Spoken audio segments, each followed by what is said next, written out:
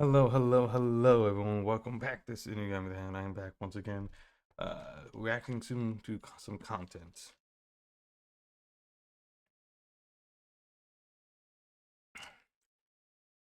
What I'm gonna be reacting to, I don't know off the top of my head, but we'll find out.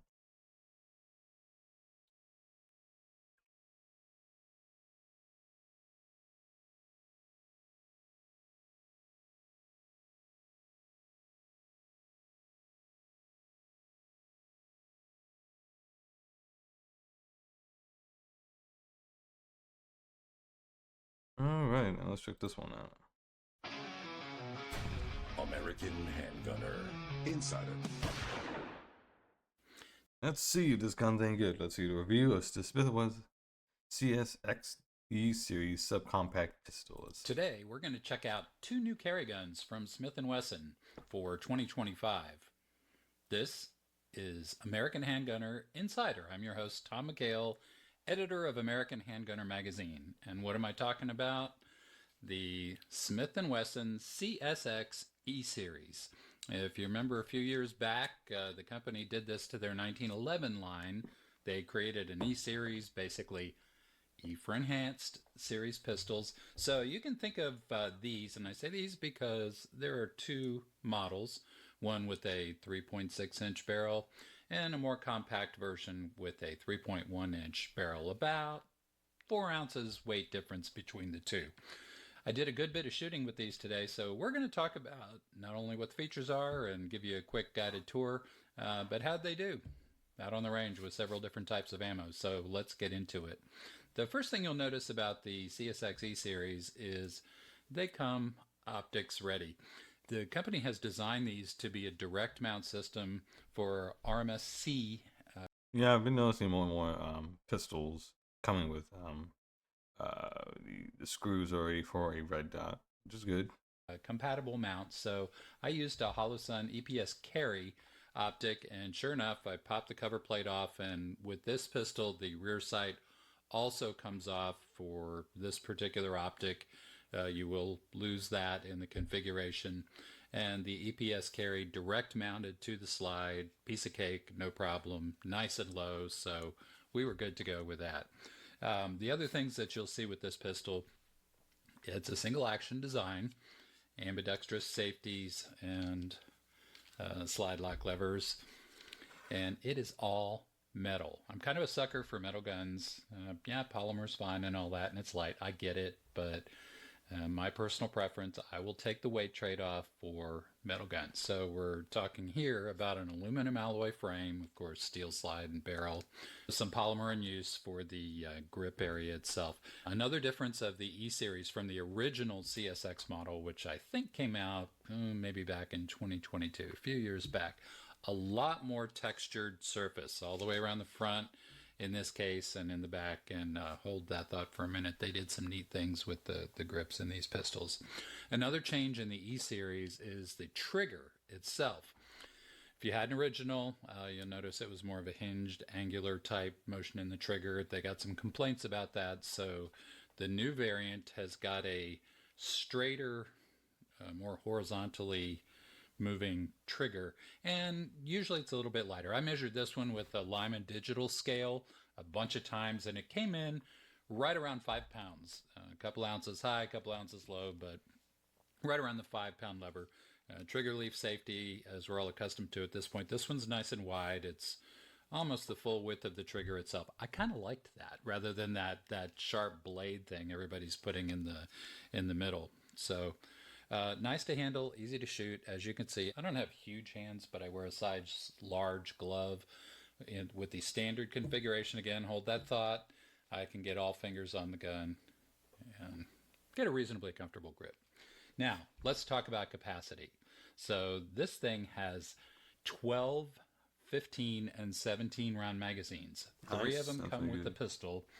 Right now, the mostly flush mount that you're looking at is the 12 round magazine. There are grip sleeves for the larger ones. For example, here's the 15. You know, put that in. Basically, gives you a little more room on the grip.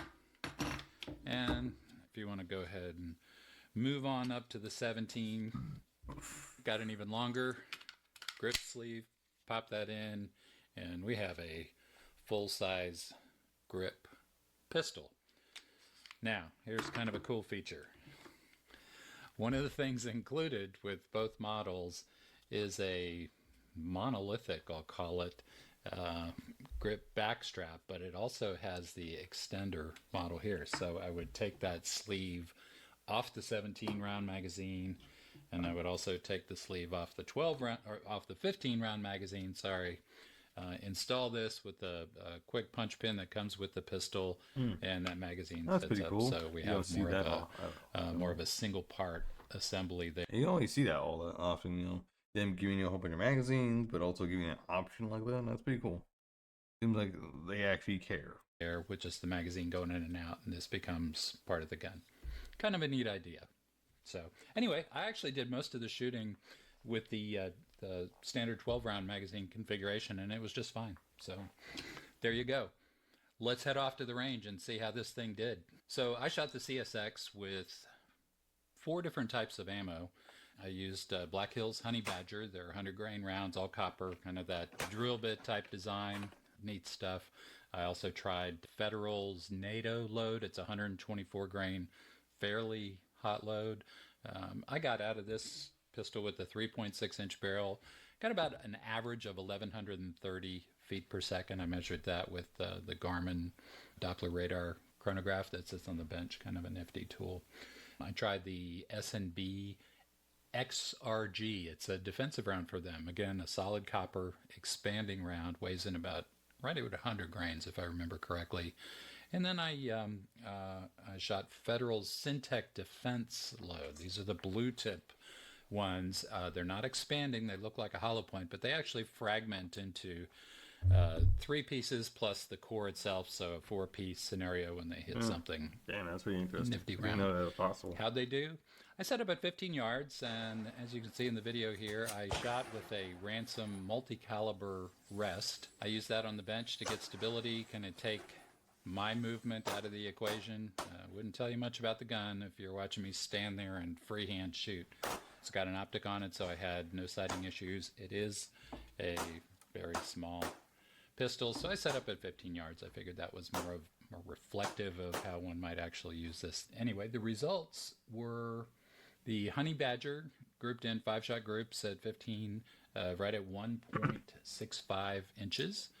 The NATO round came in at 1.9 inches. The S&B opened up a little bit, 3.1 inch group for 5 shots. And the winner of the day was actually the Federal Syntec Defense round, that 138 grain Why is it so low, dude? polymer coated fragmenting bullet.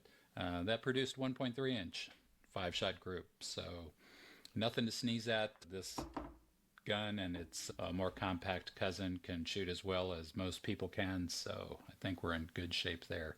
The manufacturer's suggested retail price is $6.99, so on the street you'll find it for less than that. Who knows what that'll work out to be. Keep an eye out. Nifty little gun. Certainly handy for carry. Nice and slender, all metal, not too heavy though, and lots of capacity, 12, 15, and 17 rounds. So thanks for stopping by. If you like what you see, go ahead and hit that like button and hit the subscribe button on here too, so you'll get notified for future episodes of American Handgunner Insider. Have a good one and shoot safe. Not the biggest fan of the obnoxious intro, but he actually did some good here. Unlike most gun people these days who like Trump dick suckers, he's actually not one, so that's good. At least it doesn't show off to one.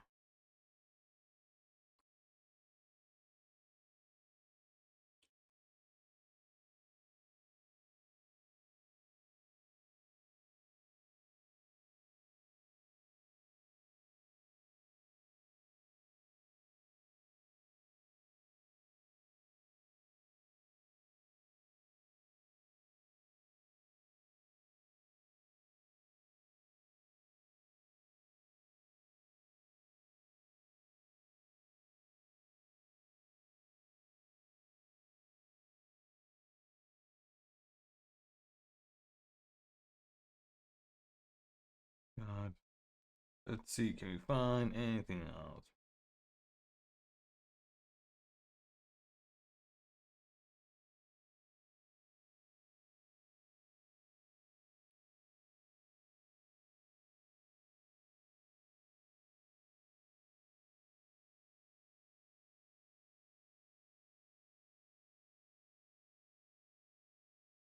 Yeah, I'm not surprised.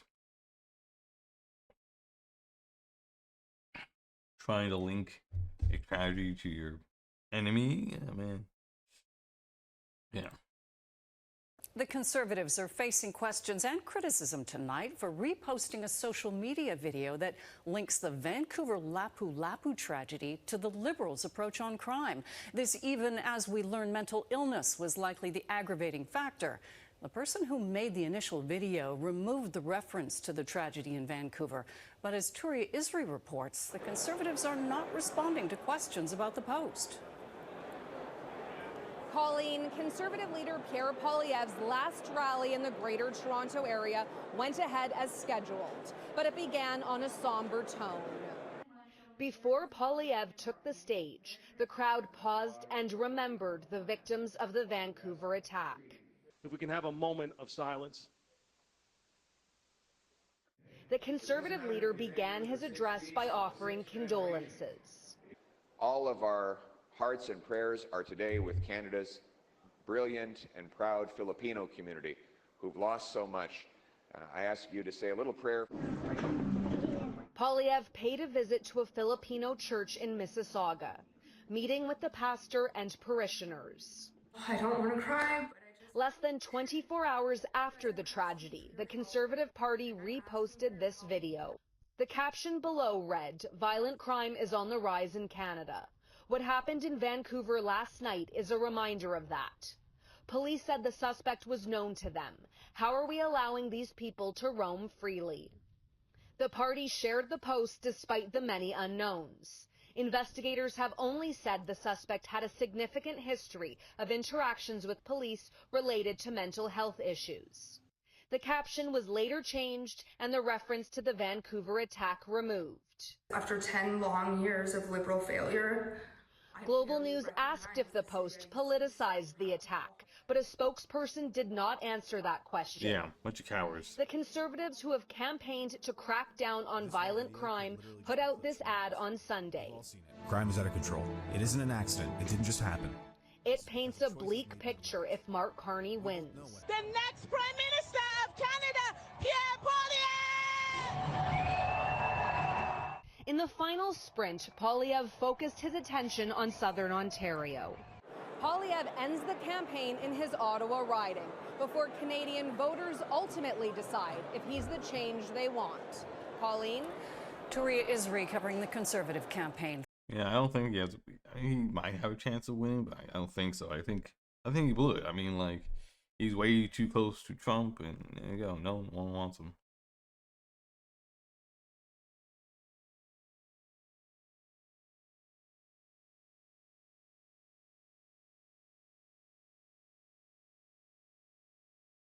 You know.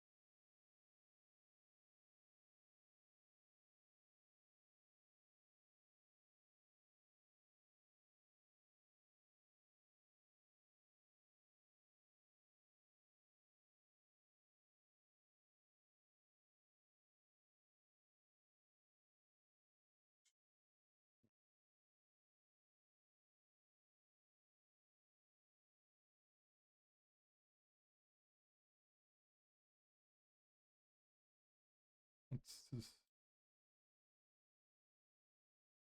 This level of What I find really funny just straight off the bat is that it says don't wear this, and it's like possibly the gayest sentence that exists in English. Yeah. Like, you can't be seen in that. But like, these are gun guys, but like big masculine guys, and be like, the 10 do's and don'ts of being a gun guy in the order. Yeah, exactly. But also, I am slightly jealous of them, because it's like they're playing life like they're a video game character. Yeah. Or it's like, oh, I'm specking out my clothes for my weapon. Because it's like, if you are carrying a weapon, that honestly should be the only thing you're ever thinking about. Yeah.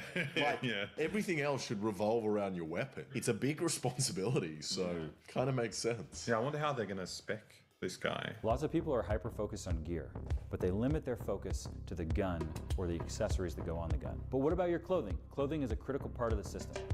I love that it's a system. It's not gay. We're not being women. This is all about a tactical clothing system. Hey guys, this is Jeff with Tenacor. I'm the founder and designer of Tenacor products. I've been carrying a gun for over 25 years. I've never carried anything for that long. If I carried a gun for 25 years, I would have killed so many people. Yeah. Who is this pussy? The amount of accidents and just people, I'd be like, you've got a gun. I would have shot myself at least twice today. So our goal here is for me to share with you my experience in the last 25 plus years, spending all the money and time and energy and resources that I have into figuring out this concealment problem.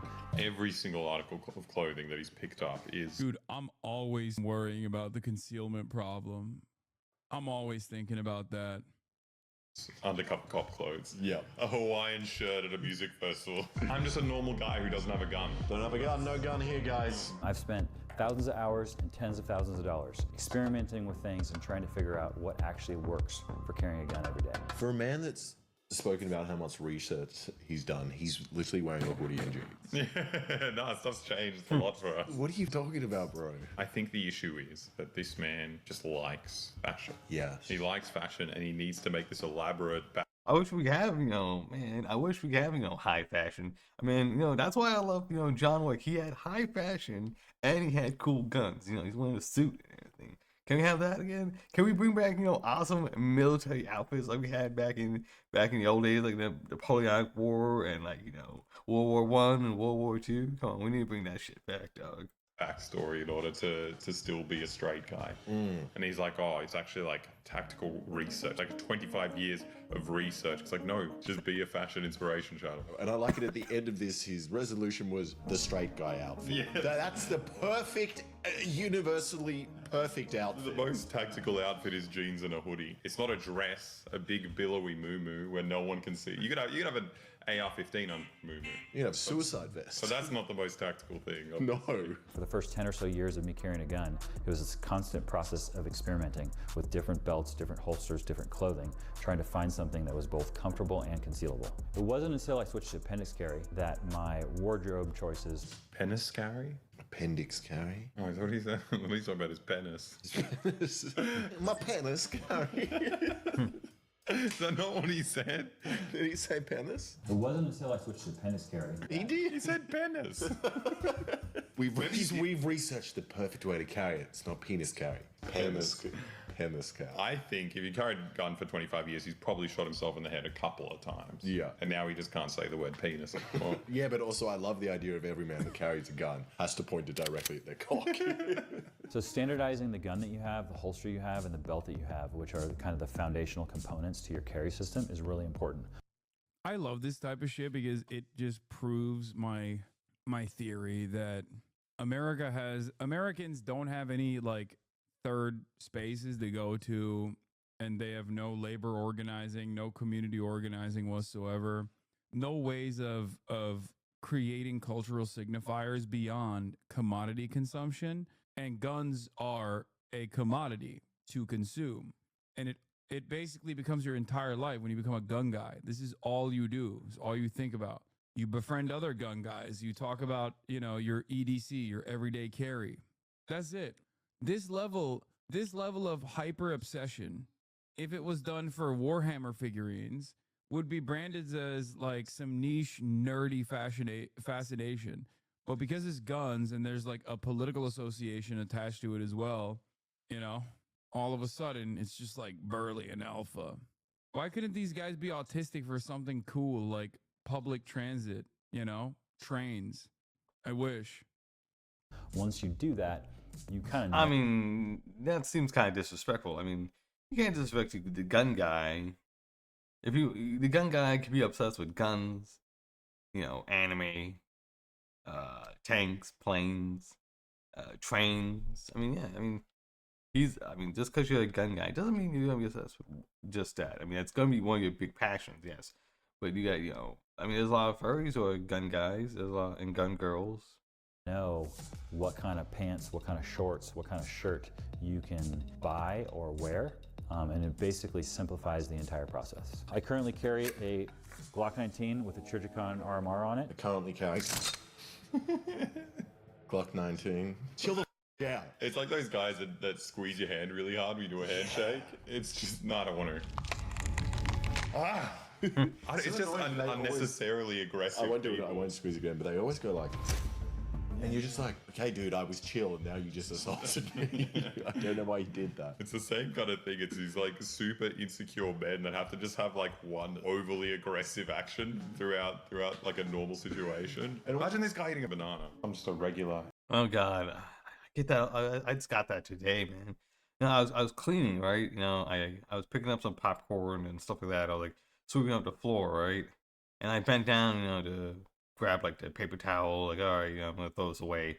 And like this one guy got all mad. He was like, "Yo, dude, don't be doing that." I'm like, "What are you talking about? What are you talking about?" I know you just try to look at my girl's skirt. I'm like, what the fuck? Why the hell would I do that?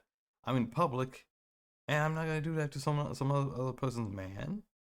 I'm not a home wrecker. I'm not some weird dude at the club. I mean, I'm at work. I'm just cleaning stuff because, like, you know, I'm bored and like I don't have, you know, much to do right now because, like, all right, my shift's about to end. I can, you know, less than 10 minutes, man. Like, this guy's getting all over me. Like, what the fuck is wrong with this guy?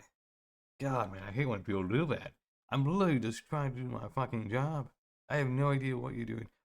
I remember this, the same thing happened at fucking Office Depot.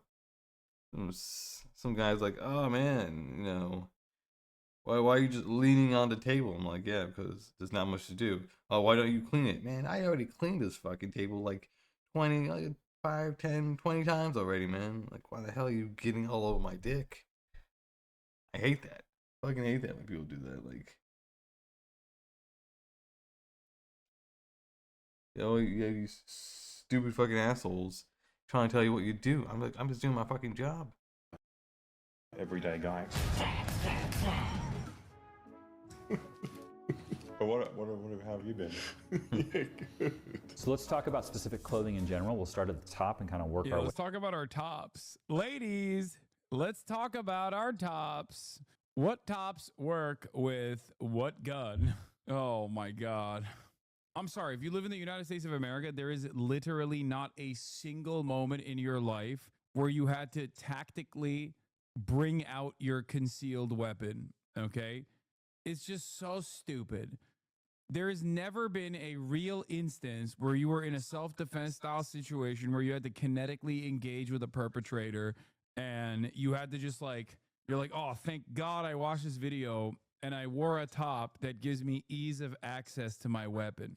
It's so stupid. It's so dumb. It's just like you're a paranoid weirdo, man. You're delusional. Get help. Way down. He's talking about tops. He's going to describe t-shirts to us and then pants to us. Oh no, I thought he was talking about tops and bottoms. He'd be like, this kind of gay person needs to wear this kind of clothes and then have this kind of gun. Bottoms, just don't carry a gun at all. No. You don't need it. The tops are here to protect you. Should be the other way around, right? No, bottoms, submissive. Was the bottom's the submissive one? I thought the bottom was the one they're on. Who likes? No, I thought they were on the bottom, so they're the ones doing the. Well, how do you on the bottom? How do you think anal sex works? If they're on top of you. I think the classic idea of anal sex is It goes in your bottom. Yeah. So it turns out you've been lying to everyone. So I'm a top. Yeah, you've been lying to everyone. What the? Okay, that explains why everyone's so confused. So undershirts are a thing. I have always lived in. By the way, pretty sure you are shadow banned. What do you mean? Real_Dan_Clancy just gave me 10 gifted subs. How dare you? northern climates, and so I've always worn an undershirt. And so when I carry a gun, I wear an undershirt. It is more comfortable in general for me, and it helps to protect my body from the gun. So generally, The undershirt protects your body from the gun. Everything about this is so good, explaining why you need to wear an undershirt in a cold environment. It's just because of the gun. Otherwise, I'd be naked. If I didn't have a gun, oh, the freedom. Oh. The things I'd be able to do. It's terrifying to think that there's some guy who's spent 25 years working out that hoodie is a perfect way to pretend he's not about to murder someone. Like, I don't know. How do I even do with it? I found it really bad when we were in Texas and you saw people with their concealed carry. Yeah. Some part of me just wants to be like, we just want to give me. You want to take it. Although it's mine. Texas was much gayer than this. It was so good, like tight, like leather jeans and like pink checkered shirts, and then just like leather boots, like Cowboy leather stiletto, so like knee-high stiletto boots, just walking around. I'm like, these are good-looking boys, And all because of their gun. Yeah. That's the only reason they do it. I need these high heels to protect me from the gun.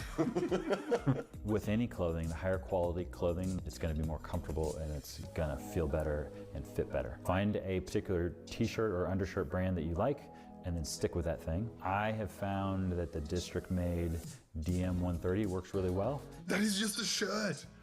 I find the DN130 works really well. What needs to work? You need 4 holes. What do you, dude? You don't understand. It's a cutting-edge tactical shirt, bro. It's up that you don't get it. You just don't understand because you're Australian. You don't understand. You don't understand how sick and important it is to have a tactical shirt. Holes in a shirt. One big one slightly smaller one, and 2 very small ones. 4 holes, yeah. Yeah. What other functions do you need for this? Yeah, tell me the specs of this shirt. Like, that's what I want to know. It's nothing, it's just that it's branded. And he's selling his own merch. So he said, I found my own shirt. My own shirt. Let's talk about cover garments. You need to put something over the top of the gun to cover it. Cover garments that are stretchy and knitty, like this one. This is like a polo.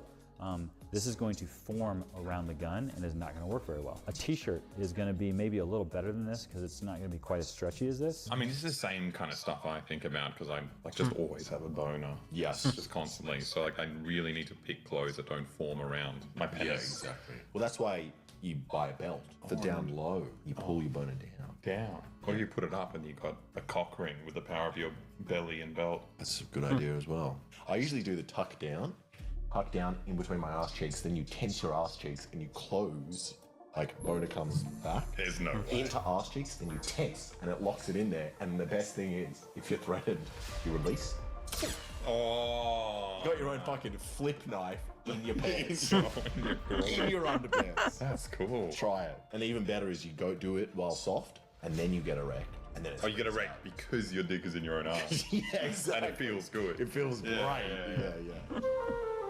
Now, if you want to sell your own gun-friendly clothing, but you're worried about how complicated commercial management is, Closing sales. Log notes. And then you can have patterns. start selling your gun paraphernalia today.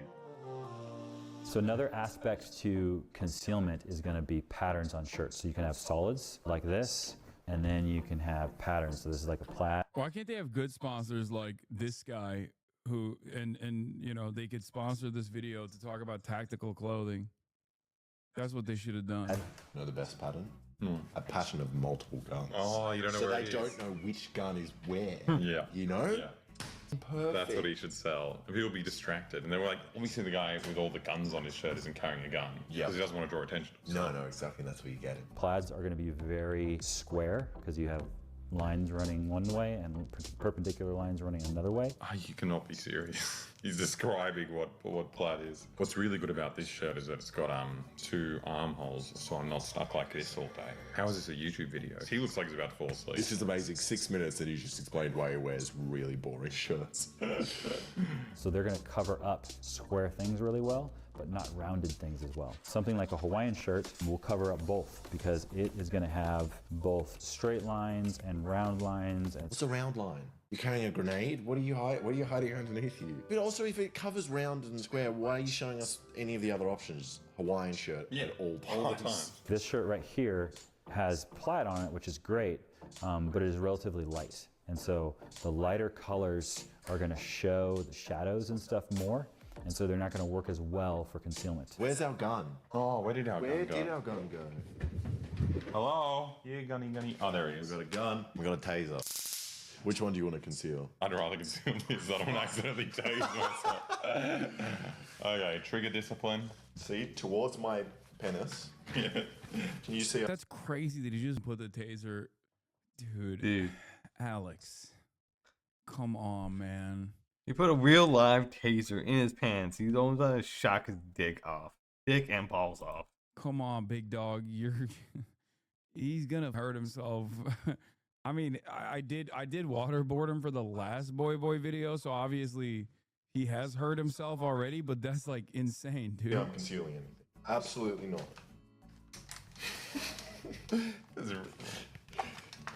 These are really. You can't even see and then, bam, shot ya. See, I don't know what he's talking about, the penis. Yeah, it doesn't work. Oh my god! Press the wrong button. He's gonna This shock. man's an expert. Yeah, Shock this is Scott. impossible. This is really hard to conceal your gun. It feels like this is a very, very simple concept. Yeah. Like, I put it in. Yes. Let's say I've got it in my penis hole. Yes, it's in your penis hole. Right, you can still kind of see it. See, that's... That is kind of complicated. Yeah, but it's because it's... Go in the middle, yeah. I can't see nothing.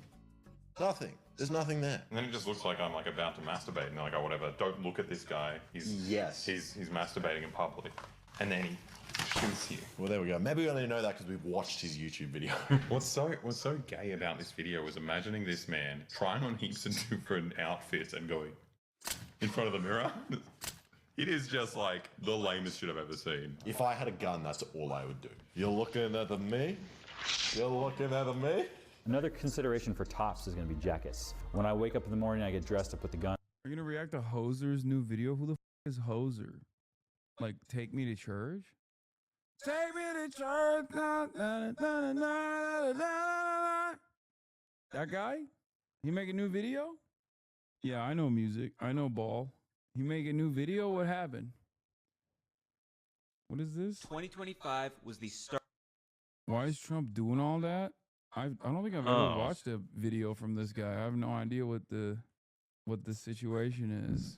On. The gun comes off when I'm going to bed. It's not a thing that I just put on to go to the store. I mean, if you're serious about guns, I don't think you should take it off when you go to sleep. No, lots of things happen in your sleep. Also, when you're sleeping, I presume he doesn't sleep with clothes on. I presume he has very specific tactical outfits for sleep. I was going to say, you should. You really should, because otherwise you could be caught sleeping and someone might see your gun when you're sleeping. Yeah. Hello, hey, hello. Huggies? Hugs. Hi there. How you doing? Shout out to you. Let's see. Playing some Marvel Rivals. Excellent. Oh, it's the little slime guys. Oh my god. Yeah, They're the exact same size you are.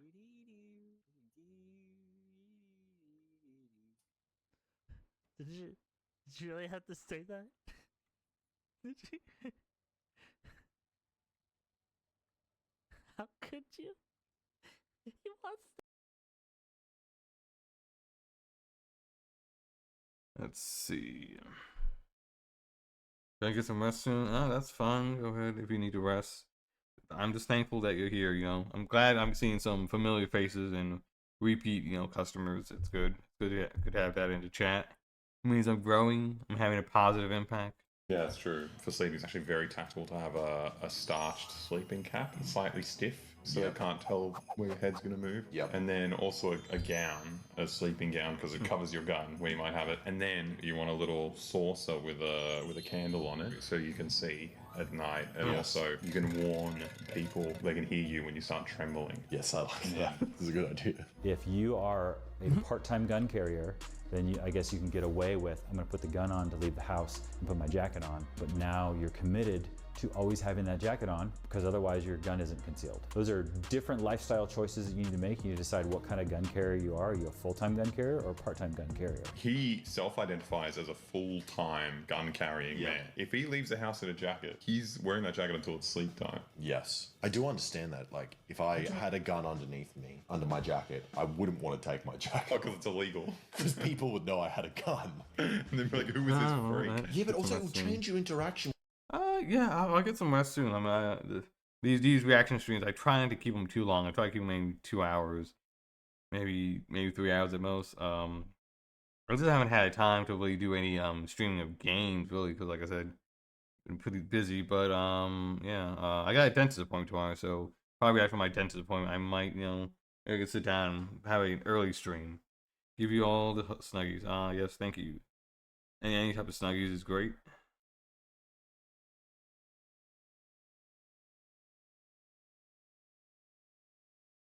See, let's double check. I am following you, so if I do see you if I get a chance to see your stream, I'll definitely drop by. But I'm not working tomorrow, so if you are streaming on a Monday, I'll be able to see With you. everyone around you. If I was doing a suicide bombing and I was covered in a bomb, and then someone just stopped for a random conversation, you'd be like, "Yep, going well." Don't have a bomb on me. Be like, imagine carrying a gun on you at all times. And be like, I'm just making a deposit at the bank. This is normal. Nice to meet you. If you're a part-time gun carrier, you're constantly problem-solving stuff throughout the day of, oh, what am I wearing here? What am I wearing there? Oh, now I'm in a situation that I'm inside for the next 2 hours and I have a puffy coat on and I'm hot and I'm sweaty and I'm uncomfortable. If you wear a jacket indoors and refuse to take it off for whatever reason, you're going to be sweaty and uncomfortable. Like, that doesn't matter whether you're part-time or full-time. You shouldn't be wearing too many clothes. One of the considerations that I think of for most of my jackets is I want a double zipper, and I want the bottom zipper because I need to be able to unzip this enough that I can access the gun. Why is that something you think about? I feel like he's a man-child. Like, he talks about how he's, ready to take a life and he's so serious. This is child behavior. Setting up all your clothes so you can have your Harry Potter wand accessible at all times. But also, he hasn't even gone far enough. Like, if I hasn't killed someone. Well, he might have. Oh, yeah. But if you're designing clothes to shoot a gun as quickly as possible, it's very normal to walk around with your hands in your pocket. You'll just have a hole in your back of your pocket. You can just reach your gun out, so you don't have to go. Yeah. You just be like this. You didn't think of that. Or have it In California, you need to be a full-time carrier if you have a concealed carry permit. You need to establish a pattern that shows you didn't bring a gun to a particular incident just to shoot someone at said incident, but defended yourself with something you constantly have on you in a situation you didn't predict. What the is America that dangerous? Where you have to carry a gun when you're outside your house? No, you want to know what the ironic situation is? It's not, but there are guys like this running around, so I guess maybe it is. Like, I mean, you don't have to worry too much about guns and stuff like that. I mean, you don't have to worry about getting shot. But I mean, some places are worse than others. It's usually, it's out obviously in the big cities or out there in the rural place. Not too much into suburbs, unless you're in like a poor suburb, which does happen. Like that's usually prominently Black or Hispanic neighborhoods. Lots of drugs and crime. Now there was some shootings there, but that's it. I mean, like, not as bad as everyone thinks it is. the irony is America is becoming more dangerous because of this guy, because of the guys that are running around apparently concealed carrying full time. Yeah. That's what makes America dangerous, not the fact that there is some hypothetical crime that might take place, which is why you always have to stay gadded up. The guns mounted in your pants are constantly pointing forward, so you just have to face the person. And then you have a little trigger from your sleeve that you just flick. Or bloody shoe gun. You stomp hard. Shoe gun. The whole purpose of wearing a jacket is you might go outside, right? The whole purpose of wearing a jacket is that you might go outside. I did not realize. I thought the rain jacket was like a bedtime thing. I thought it was for use in the shower. Yeah, because it's wet. It's wet. That's why I've been wearing my rain jacket. Idiot. I'm so glad I watched this video. Yeah, wow. If you have a gun and you're watching this and you're learning things from this video, I think it's just the scariest thing that's ever happened. If you have the power to kill someone in a split second and you Do you deny that carrying a gun has some amount of utility in an area with high amounts of gun crime and violence? obviously not the suburbs, but in like south side of Chicago or something, yes, I do deny it.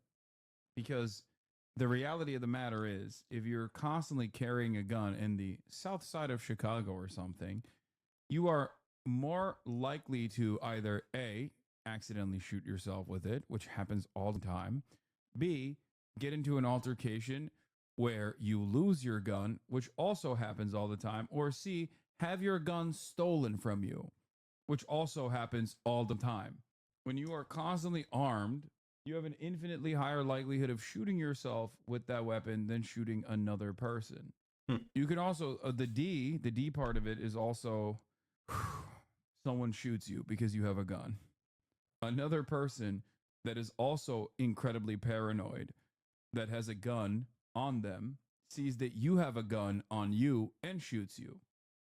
You don't know that shoes are for outside the house and slippers are. That does happen. Unfortunately, there's too many stupid people with guns, and they usually end up shooting themselves in the dick or the leg or something like that. Or they're dumb and they think they can take on, like, 5 or 6 dudes surrounding them. You're not John Wick or something like that, alright? It's if you do it right, you should just intimidate the person. You should never really need to fire the gun at all. Like, the only time you should fire the gun is at the range. For inside. Amazing. So an important. It's really hard to shoot yourself with a gun. That's really crazy because it happens so much. Actually, it happens all the goddamn time. As a matter of fact, it's even more common than having your by idiots. Yeah, I was gonna say it's even more common than someone else by mistake shooting you or an accidental discharge. You foot soldiers are so stupid. I know you're not going to read this, so I'm just using this as an example. You are a gross human being and literally sit all day making money off of others' content. I'm here to more than twice as likely to die by homicide. Residents who don't own a handgun but live with someone who does are significantly more likely to die by homicide compared to those in gun-free homes, research shows. I love that, though. Like, these people unironically are too stupid to think that, like, a drama slop tuber's. Alright, let's see this. Anything else? I think we're only going out for about like an hour or so.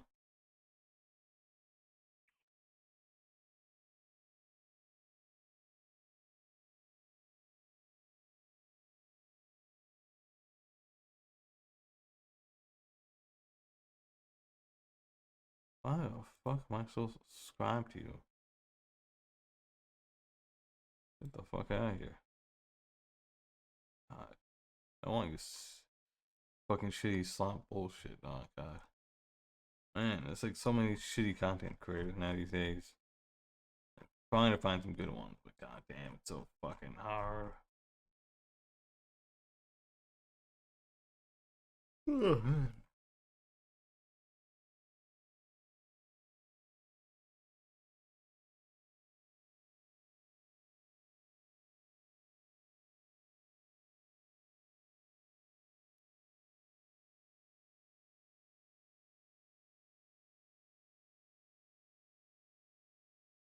Ooh, let's see. Our park. What's going on in our park? Hopefully nothing bad.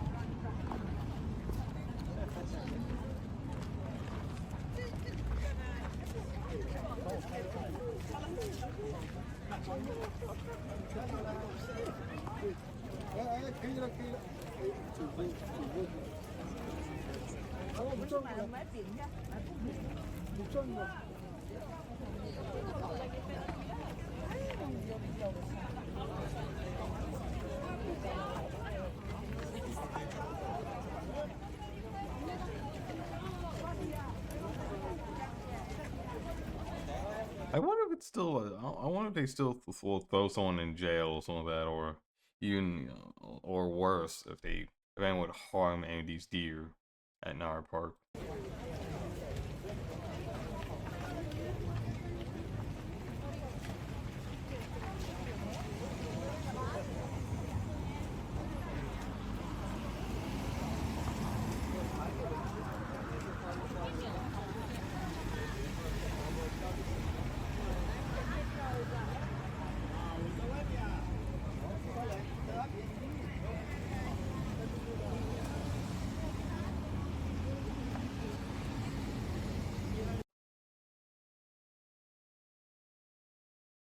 Alright, Munjack deer. Check this little guy out. Cute. Oh, creepy. 1 minute video. This pint-sized deer is basically the chihuahua of the deer world, the muntjac deer, also known as the barking deer. Standing at just knee-high, these little guys are about the size of a medium dog with a reddish-brown coat and with the cutest little white rump. But their most striking feature isn't their looks, it's their bark.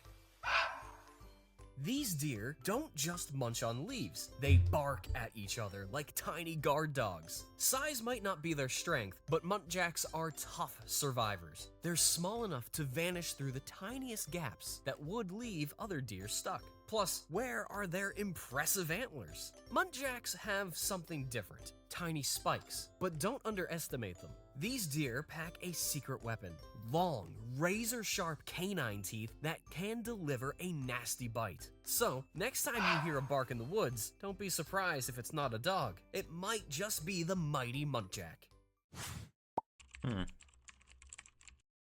Alright.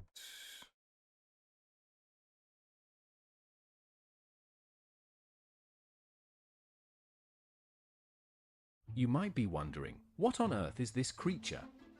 It looks like an alien deer from a sci-fi movie. Meet the muntjac deer, the alien deer. Muntjac deer are small miniature deer species native to Asia. The weird things on their face are scent glands that have crucial functions in communication and territorial marking.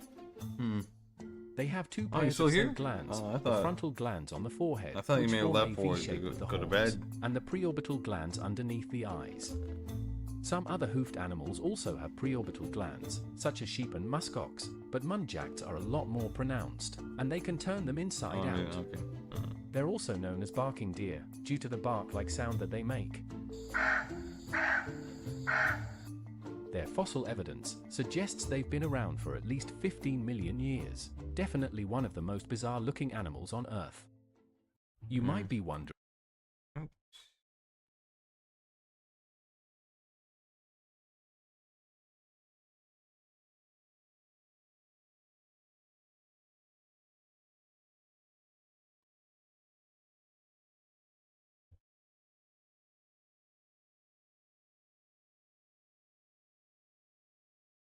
Let's see, anything else?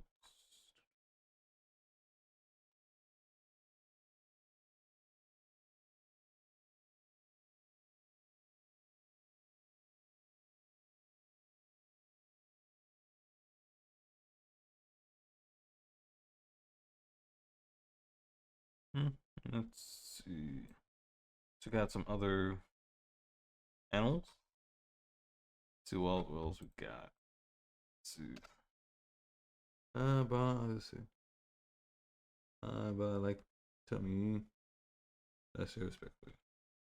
Alright, let's see. Another one that's common. A mule deer. Let's see. Mule deer, the antler king. Alright, let's check this one out. Honky donkey, let's go.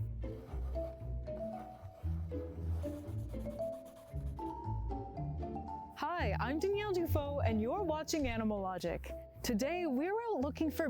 She had like some. I think that's like for diabetics, right? Yeah, check your blood sugar. I think. Bambi's donkey-eared cousin, the mule deer.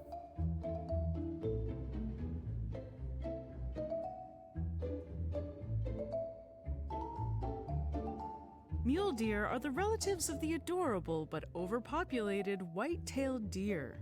We've talked about them in the past and mentioned how they can destroy forests and spread diseases to other animals, like moose. They're extremely cute, but carry lots of parasites that moose are not equipped to deal with. As roads, human activity, and climate change allow white-tailed deer to expand their range northward, they're introducing pathogens such as liver fluke and meningeal worms to moose. Respectively, these can cause moose to die from liver failure and go blind and starve to death. But mule deer don't have such a bad reputation, and they're seen as symbols of the wilderness of Western North America. Grasslands National Park, you do not disappoint. Right now, I'm looking at not one, but 2 species of ungulates out here. I've got a pair of pronghorns running off in one direction, and a whole herd of mule deer running in another. This is just outstanding. First things first, how do you tell them apart? Their most characteristic feature are their adorable, gigantic ears. Isn't it their teeth? Who? The deer? What about the deer? It's the teeth. How about the teeth? They're vampire teeth. No, they're not secret ears. Wait, what? It was supposed to be about vampire deer with fangs, but he did mule deer instead of musk deer. Oops. So here we are, talking about the most boring deer in the world. Their most characteristic feature are their enormous... Dylan. Why is he opening with the ears? Mistakes were made. We're going to make this right. Mule deer ears can be up to 75% as big as their whole head. They can be moved independently to find sound sources and play a role in thermoregulation. They're like parabolic antennae and give them their equestrian name. Secondly, your location can give you a pretty good idea of what species you're looking at. If you're east of the Mississippi, you're probably looking at a white-tailed deer. Their ranges do overlap, but generally, white-tailed deer are the top deer in the east and down towards Central and South America. And mule deer are more common in the western mountain ranges. Thirdly, their antlers are different. White-tailed deer have a single beam with points coming out of it, while mule deer have branched antlers that split close to the base. When we were in Grasslands National Park, we really got to see some mule deer antlers up close, in a way that I could not have predicted. Oh my god! Aranya, what do you have over there? Oh! Wow! This is the skull cap of a mule deer. This thing is massive. It's from a very large individual. A male, of course, because antlers. We've got the whole upper part of the skull, actually. We can see the brain case with all the little holes from which all the nerves and blood vessels come out. You can see the foramen magnum, which is where the spinal cord comes out from the brain. And these beautiful branching antlers. So, I guess this guy never got to lose his antlers. He lost his whole head with it. This thing is incredible. Oh, wow. And finally, their tails. As opposed to their white-tailed cousins, mule deers have black-tipped tails. Some of the subspecies from the west coast are called black-tailed deer because of this. We didn't call this one Please Watch Our Boring Deer episode. We could post this on like April Fools or something. We got to film a mule deer when we were in Jasper, and he was pretty keen on keeping us confused as to which species he was. A mule deer just decided to join the elk pack. That's amazing. It's funny, the elk really don't care that we're here, but the mule deer is watching everything we do. I'm surprised the elk are not being territorial whatsoever. Then again, there's no threat that a mule deer could possibly pose against an elk. Mule deer are less skittish than white-tailed deer, which makes them easier to see, but unfortunately for them, also easier to hunt. This is prime wolf and cougar territory, which are their two main predators. But bears and other carnivores can also be a threat, especially to the young and the sick. Ooh, I found bones. Oh my goodness. There are clumps of fur scattered all over the place here. So whatever was eating this creature was cleaning it first. A lot of predators will, of course, remove all the fur and try not to consume any of that part, because it just isn't that great for digestion. After cleaning, though, looks like he got down to some good meat. Let's see what kind of bones we've got here. This bone here is a scapula, so the shoulder blade of an animal. Oh, that's extremely cool. Can you guess what this is? It's a lower jaw. We've got the whole front teeth, and the symphysis, where the front of the jaw meets up, is actually fused, meaning that it's probably not that young of an animal. But this here is a deer. I can identify this as being a deer because of the type of teeth it has. You see those teeth? They're great for grinding down all kinds of plants and grasses. And the teeth at the front are good for cropping them. Oh, this is so cool. Now, the apex predator in this ecosystem is the coyote. They are certainly more than capable of taking down one of these deer. So that is who I would bet got a good meal out of this one. That's incredibly cool. With so many predators around, mule deer, like other deer, have to be able to reproduce fast and to be constantly on the move. Females can have babies at a year of age. Mating takes place during the rut in the fall, when males compete for access to females. This is when they're at their most aggressive. Please do not approach them, even if they are super cute. They can be quite dangerous and have pointy antlers. No vampire teeth, though. Another strategy that makes them successful is their ability to eat pretty much anything. Seriously, just take a look at some of the plants they're known to eat. They can do this because of their four-chambered digestive system. The first one is just for storage. Mule deer will eat as much as they can and then sit down to digest. Once they're sitting down, they bring their food I did not know that. I did not know they had 4 stomachs like a cow. back to their mouths and keep on chewing it. This is called the cud, and it's an important part of the process as their food is very high on indigestible fiber. The cud gets ground into a pulp that gets sent to the second stomach.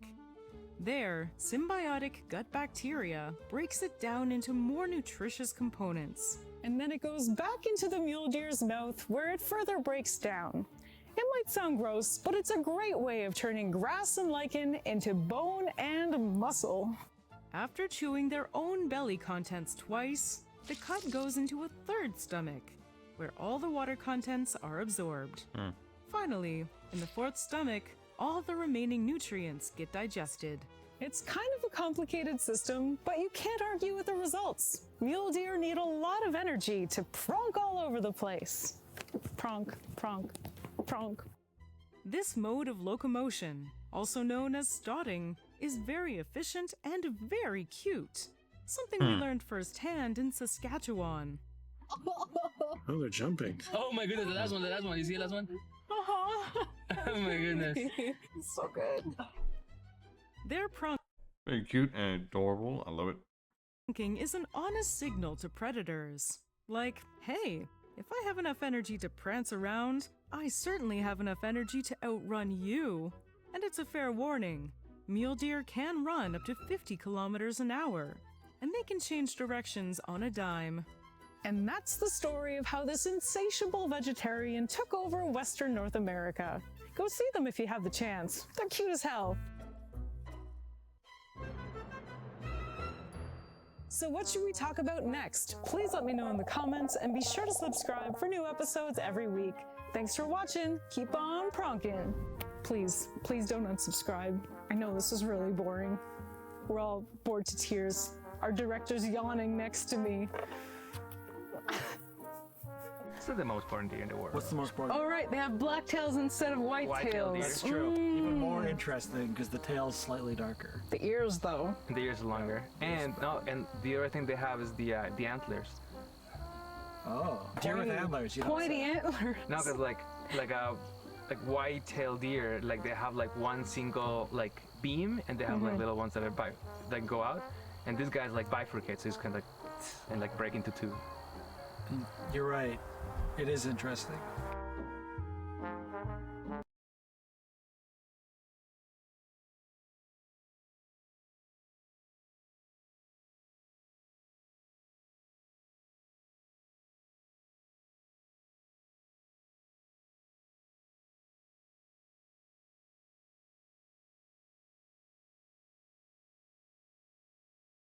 Not the team most enthused individuals.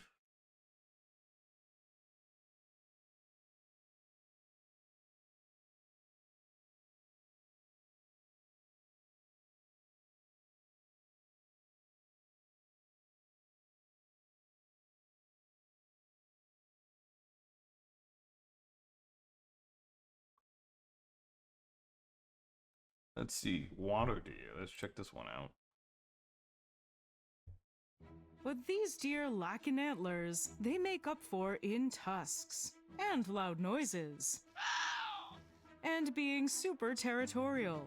And don't forget their surprisingly impressive swimming skills. This is the water deer, also known as the official vampire deer.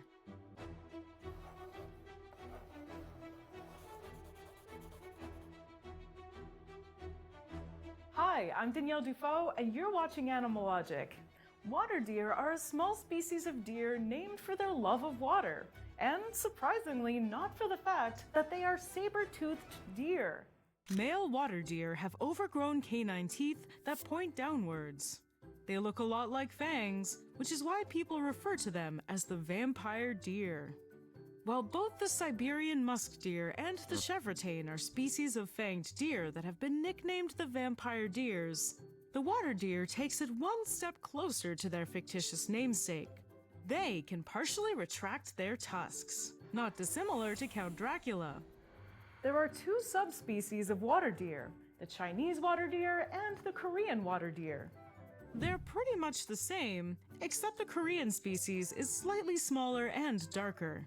Obviously, they're native to China and Korea, but you can also find Chinese water deer in Britain. Wait, Britain? If you think the UK is a random place to find a deer that's native to a country 7,700 kilometers away, you would be right. Water deer are not supposed to be there. In 1929, a bunch of water deer escaped Whipsnade Zoo north of London. English zookeepers decided to take the mistake and run with it, releasing dozens of deer into parks and estates around the country. Today, there are at least 1,000 Chinese water deer living in southeast England. That makes up 10% of their global population. As you may have guessed, water deer like to live near swamps and rivers. But you can also find them in meadows, fields, and grasslands. It's very, very sad that their population is so small because, unfortunately, they live in China and Korea, which, I mean, I know South Korea might do something to protect the animal, but I do not know about anything about China. There are also loads of Korean water deer living in the demilitarized zone between North and South Korea. Water deer are small deer with long legs, a long neck, and two very cute teddy bear ears. They have very short tails, which are practically invisible except when the males display their raised tails during mating season. Females have canine teeth too, except theirs are only about half a centimeter long. The male's tusks, on the other hand, can reach up to 8 centimeters.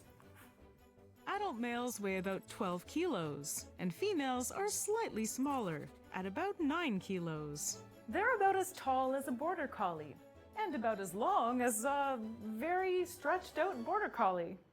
They're herbivores, with highly sensitive, 4-chambered stomachs. These deer struggle to properly digest plant carbohydrates, making them very picky eaters. When it comes to their diet, water deer use their fangs to drain humans of their delicious blood. Okay, not actually. They prefer herbs and young sweet grasses to more mature grass, and find their yummiest food in the lush vegetation of river lowlands. They're also not above sneaking onto farmland and eating delicious veggies, especially beets. They love beets. Their main predators are leopards, foxes, bears, raccoon dogs, and pesky human poachers. Water deer are elusive creatures, so not a lot is known about their behavior. But we do know that they're great in the water and can cross miles of rivers to reach remote islands. That's once again, damn these poachers. I hate poachers so much. They're also great at hiding, thanks to their small size and the tall reeds and rushes of their river home. When they do need to make a run for it, they run by jumping, sort of like rabbits. Like any self-respecting vampire, water deer play it safe by mainly coming out at night, from dusk till dawn. But, as cautious as the deer are, they're also surprisingly vocal. They yap, whistle, squeak, scream, and click. That's right, they're vampiric clickers. And when they're startled, they'll leap away and make a barking noise.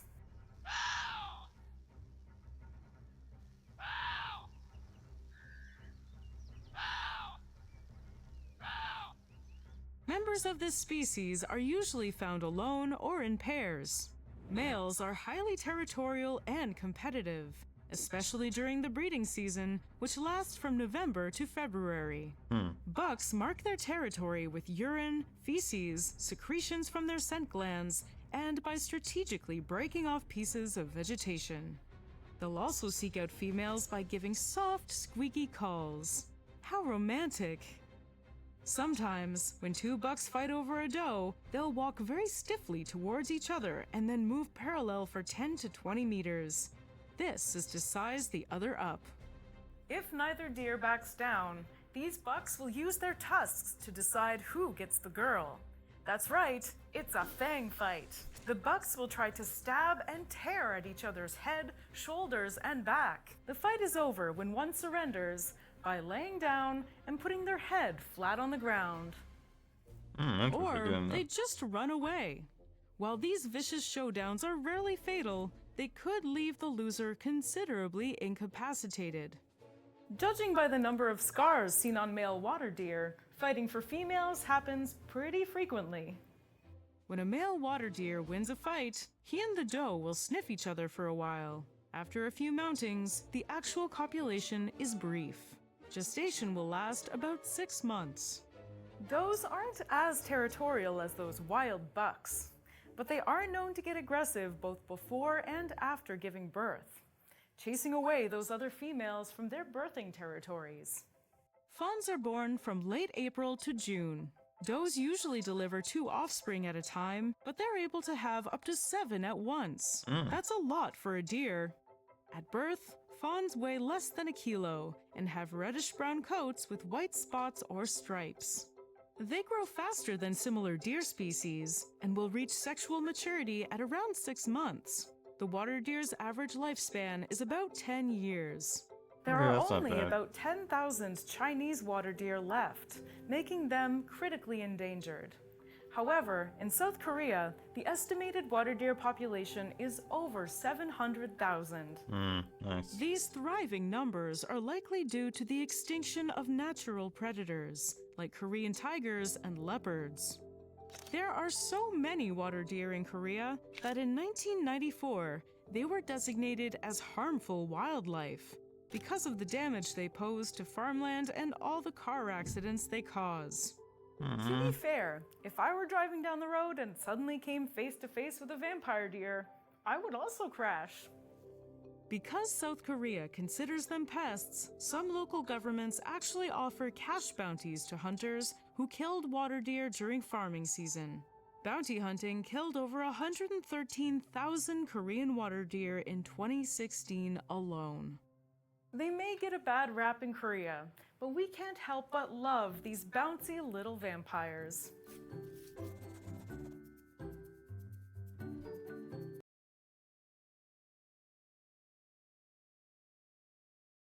Let's see.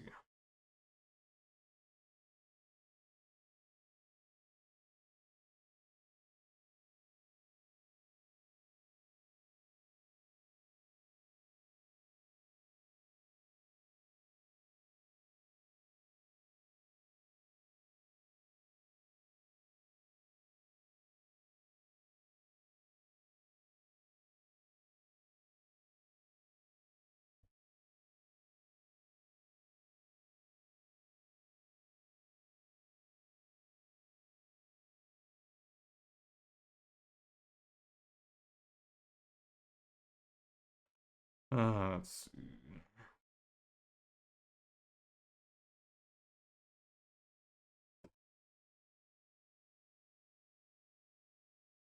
Honky Dog.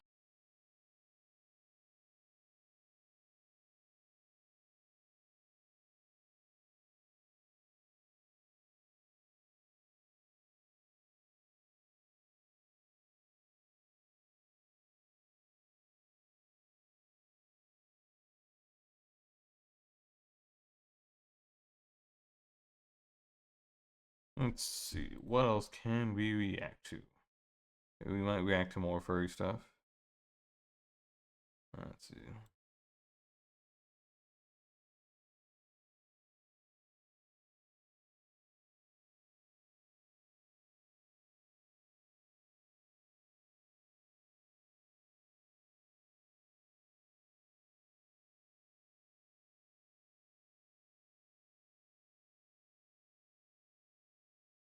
Let's see. All right.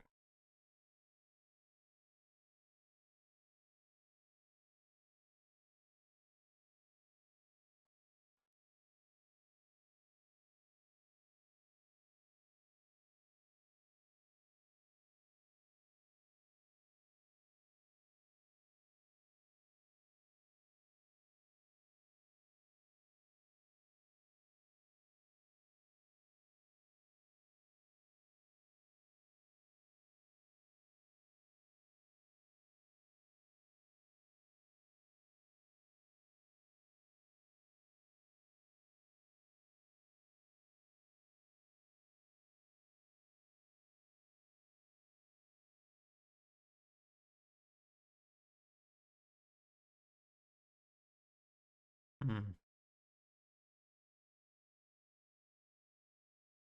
Maybe I might do that video with let's see, spin firearms maybe.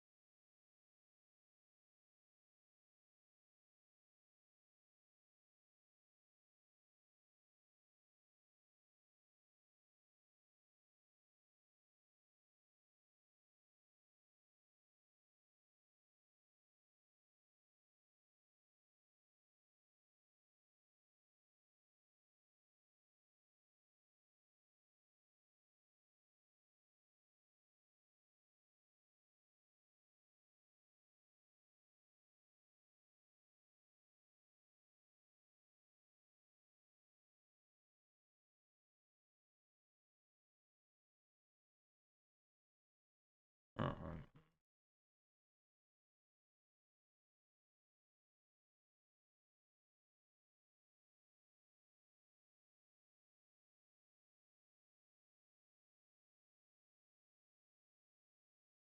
The attention one maybe.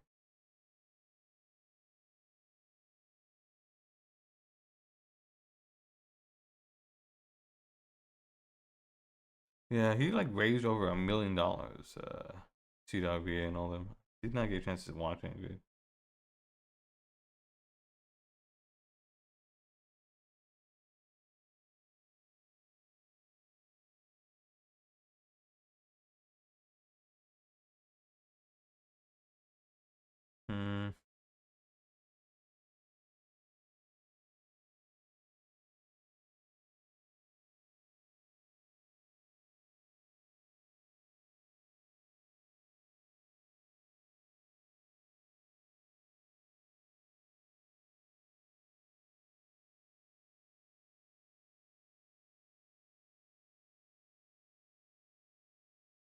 Hmm.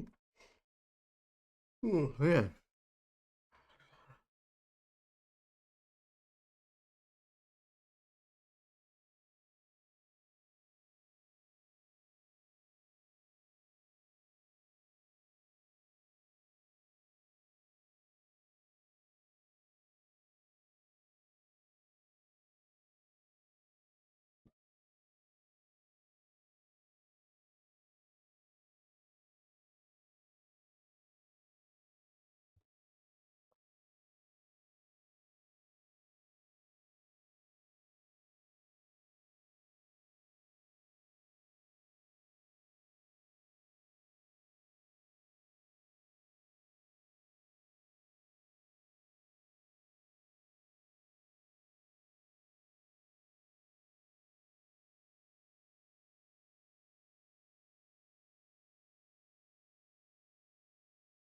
Oh man. There's only bad part. Like I feel like my subscriptions. I mean, I've tried to unsubscribe to a lot of different people, but I feel like, fucking Trump is just killing everything. Biggest draft fall ever. Yeah. Maybe he's not very good.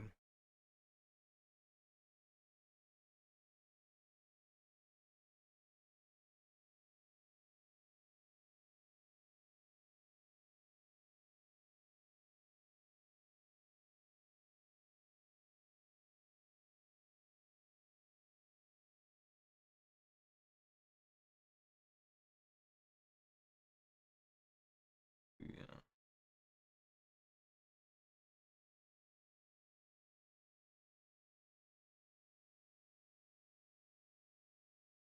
Why am I so subscribed? I'm glad I stopped watching some of these people. I used to watch them so much, and then I stopped.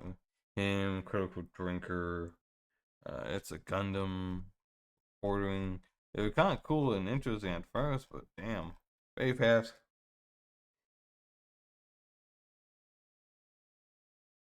It becomes, slow, boring, and tedious, and they just literally repeat the same title over and over again, and you just insert different, TV show, or just go back to the Marvels, or just go back to, She-Hulk over and over again. I'm like, God damn, people.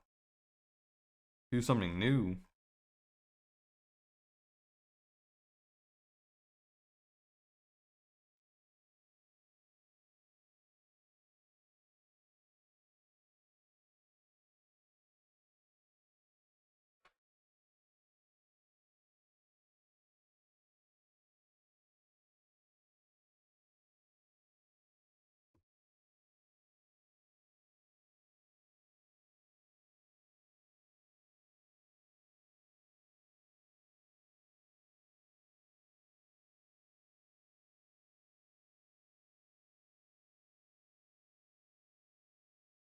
Let's see.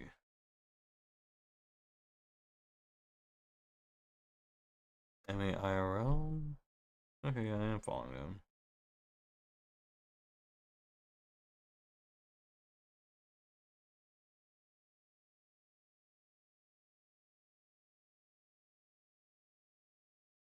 Been a while since I watched any, so it was 2 months ago. Alright, let's check this out. Don't know if I'm gonna check out the entire video. Welcome to Anime IRL Family Feud. We got an absolutely massive episode for you today.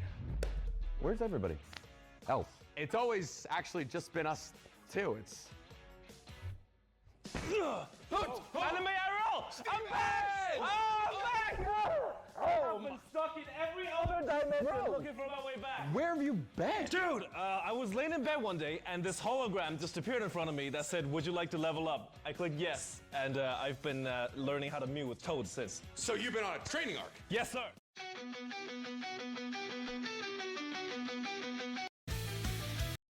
The pop-ups I get are like single moms in your area. Oh, yeah, dude. I click yes and nothing happens. Wow, 6 weeks in the hyperbolic chamber. You look fantastic. You know what, actually, give us one. Give us one. If you think Steven's had a little bit of a glow up in these 6 weeks, let us know in the comments below. Sorry, I flexed the wrong muscle. The real muscle that I spent all this time training is this. Oh! You could. Oh! Oh, I just got a pump. Well, we have a more star-studded guest today. Outside of the return of Stephen He, we got some incredible people joining us for Anime Family Feud here, so let's meet them. Welcome back to another exciting episode of Anime IRL Family Feud. Yeah! So today we have a fierce... I miss Danny. I love Danny Mata. He's like my favorite. I mean, Nick is also pretty good, but... Yeah, battle between Team Joestar. Let's go! Us. The family's back together, baby. Absolutely amazing. And Team Brando. And as you know, these families have been feuding for quite a long time. I mean, we've collected, objectively, a real all-star cast here to actually give us a run at possibly losing, but I still feel good here, Jotaro. Well, let's be honest here. How are you feeling against the competition? I mean, I know that we have 3 confirmed hardcore weebs over there, and they all cover different facets of weebdom. We do, do we? Well, let's see what they say to that. Go ahead and say your name. Lena. I'm Lena Lemon. Exciting, great to have you. What facet of weebdom do you cover? I feel like I know a very good amount of mainstream. Exciting. Okay. Yourself? I'm Daniel. Okay. And I'm gonna hurt them. Sure thing. Oh! Wouldn't be the first time he's tried, if we're being real. Look at his eyes. Look at those eyes. I've seen that guy on TikTok. Beautiful. All right, and how are you feeling? What's your name and what area do you specialize in? I'm Raven Grimm, and I feel like I have a generalized knowledge and then also like good 12-episode romance. Fantasy romance. We love that. Absolutely fantastic. Lena, Gojo called. He doesn't like you. Oh! Ooh. Did they call me a slur? I'll kill you! Hey, Gojo called and he says if you lose, you're not his little kitten anymore. No. So I'm just saying. Ladies and gentlemen, these two families have clearly been at odds for generations, and today we will find out the winner. Will it be Team Joestar? I like before I move forward, we did say everyone dressed like you're a Joestar, like who's the enemy stand user? And somebody wore their froggy overalls, and Raven also. She went all out, and Lena looks great. Hey boys, why are we all wearing black onesies? What's going on here? Enemy IRL is clearly too overpowered with this man here. So I wonder who the enemy stand user is. It's probably the guy in 3-inch Converses. I thought my pants were cool. Yeah, get a tight zoom on that. Yeah, the web. He hit him with a web blaster 3000 down there. Why did I miss the joke? Because it's a web shooting out of. He's controversial Spider-Man. Just Steven a hat that fits him. Oh my lord. Yeah. His hat is his hair, and that looks good because that is the way it's supposed to be. As you all know, all of you who are real JoJo fans. I've seen the first 3 parts. All right, here we go. We put out a survey to the Anime IRL subscribers, and over 1,000 weebs submitted their answers. Our teams will be competing to see who can guess the top answers in each category. Understood? The first 3 rounds, standard points. Round 4, double points, and round 5, triple points. So it's anyone's game up to that point. You guys are gonna win, and I can't control the outcome, but you guys are gonna win. It's almost like it's scripted. Don't say that. Don't say that. The winning team will then go on to Fast Money for a shot to take home the Anime Family Feud Championship Trophy. I don't know if I want that. Can I smell it? Should we get started? Smell it. It's got a sticker. Ladies and gentlemen, we are going to bring down our first contestants. So, here we go. Question number 1. Hands behind those backs. Here we go. Which anime character has suffered the most? Ooh, that was going to be Nick. That was going to be Nick. Do you hate women? Oh, wait, hell no. As a son of a mother. I also, as a son of 2 fathers, I'm gonna go with. Don't ask how it happened. All right. I'm gonna go with Subaru. Yeah. All right. Let's see. Subaru. Survey says. That is a good one. Yeah. Who would be more? Who I think I know who's more actually. Honestly, that's pretty high up there. Number 2 is going to be tough to beat.